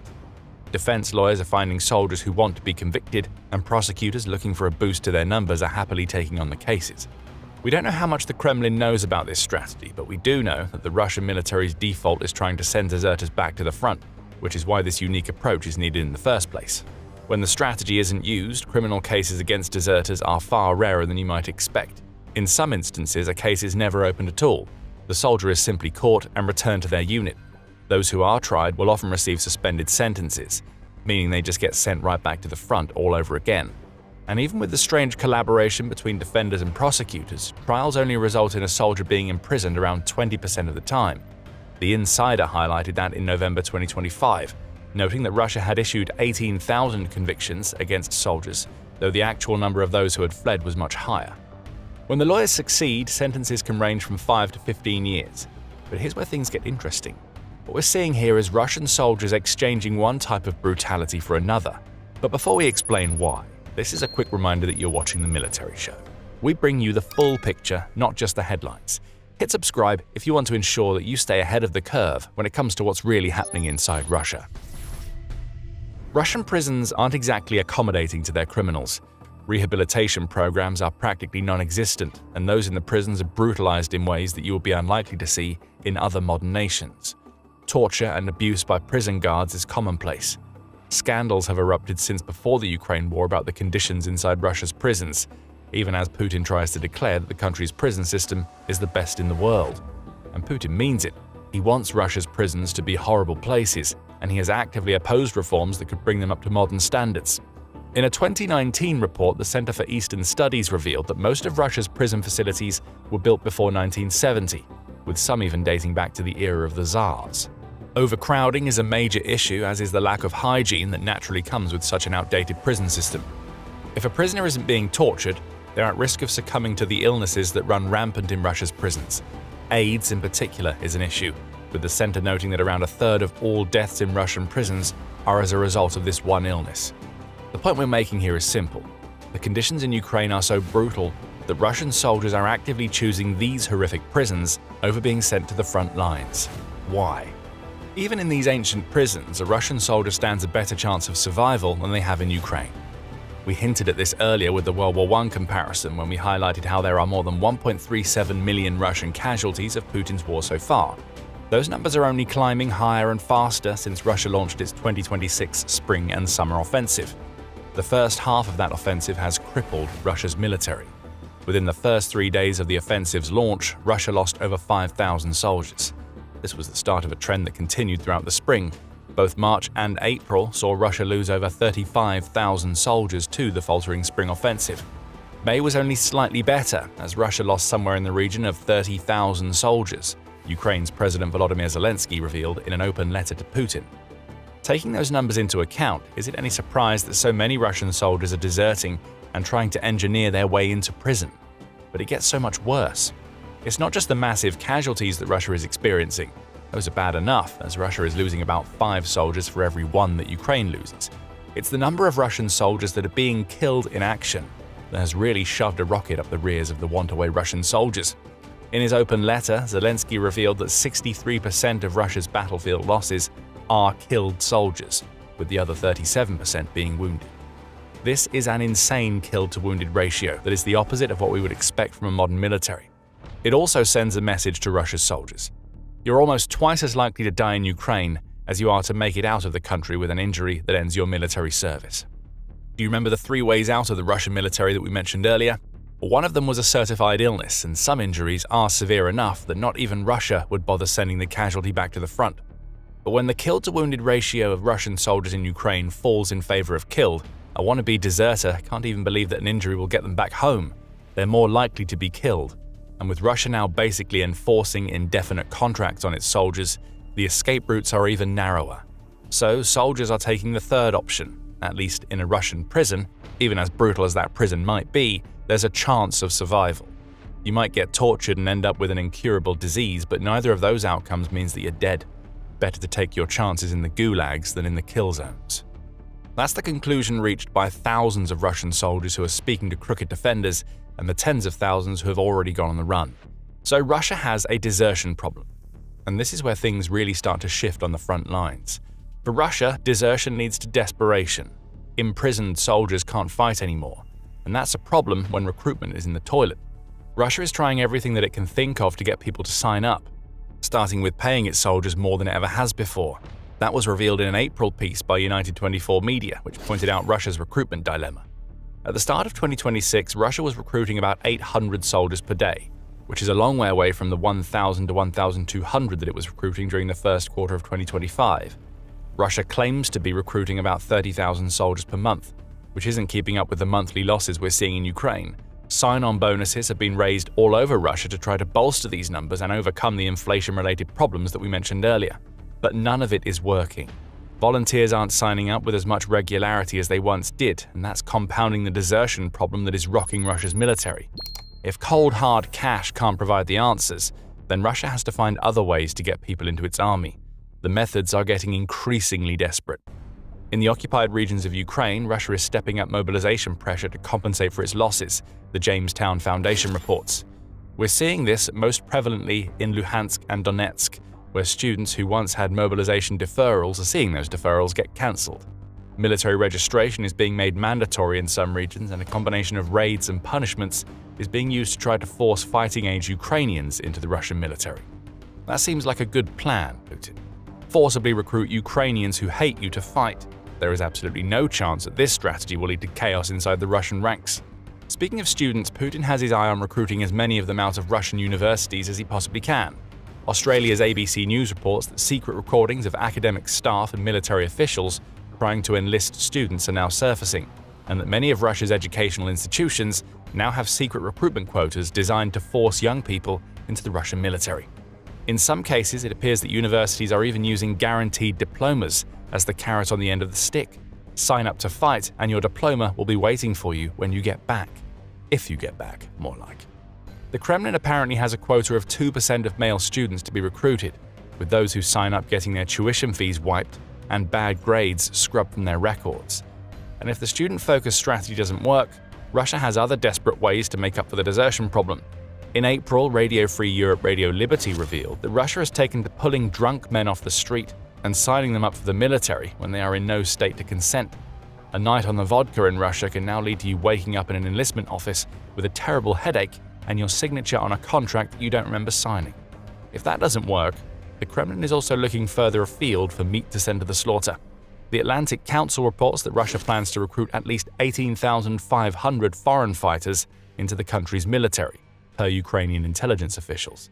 They would add to the 27,000 foreign nationals from over 130 countries that have already fought in the war since Russia invaded. This is desperation masquerading as a recruitment strategy. Putin is crippling the next generation of Russia as he's trying to shore up his numbers with foreign fighters and drunks. But none of this stops the desertions. If anything, that problem is only going to get worse for Russia. A student who was signed up to fight just so a university can meet a quota isn't going to want to stick around in Ukraine. Neither is the drunk who never even knew they were signing up, nor the foreign fighter to whom Russia has lied to get them into Ukraine. Morale will continue to tank. Thousands more Russian soldiers will look for ways out. We have a suspicion that Russia's prison system is going to see a new influx of deserters who have managed to game the system so they can trade time on the front lines for years spent in a prison cell. As for those who aren't so lucky, they will continue to run. And when Russia is already experiencing a 2026 that has been utterly ruinous for Putin's ambitions in Ukraine, the chaos that yet more desertions will cause could spell doom for the Russian military. Putin is clearly losing his people. They don't have the will to fight for him anymore, which is a problem for his supposed special military operation. But as Russia's leader focuses on Ukraine, he's losing elsewhere in his country. Russia's Far East has a population problem, and it's leading to both China and North Korea expanding their influence in the country. As soldiers die and desert to the West, Russia is losing influence in its own East. Find out more in our video. And remember to subscribe to The Military Show to see more analysis of the decay of the Russian military that mainstream media isn't talking about. And thank you for watching.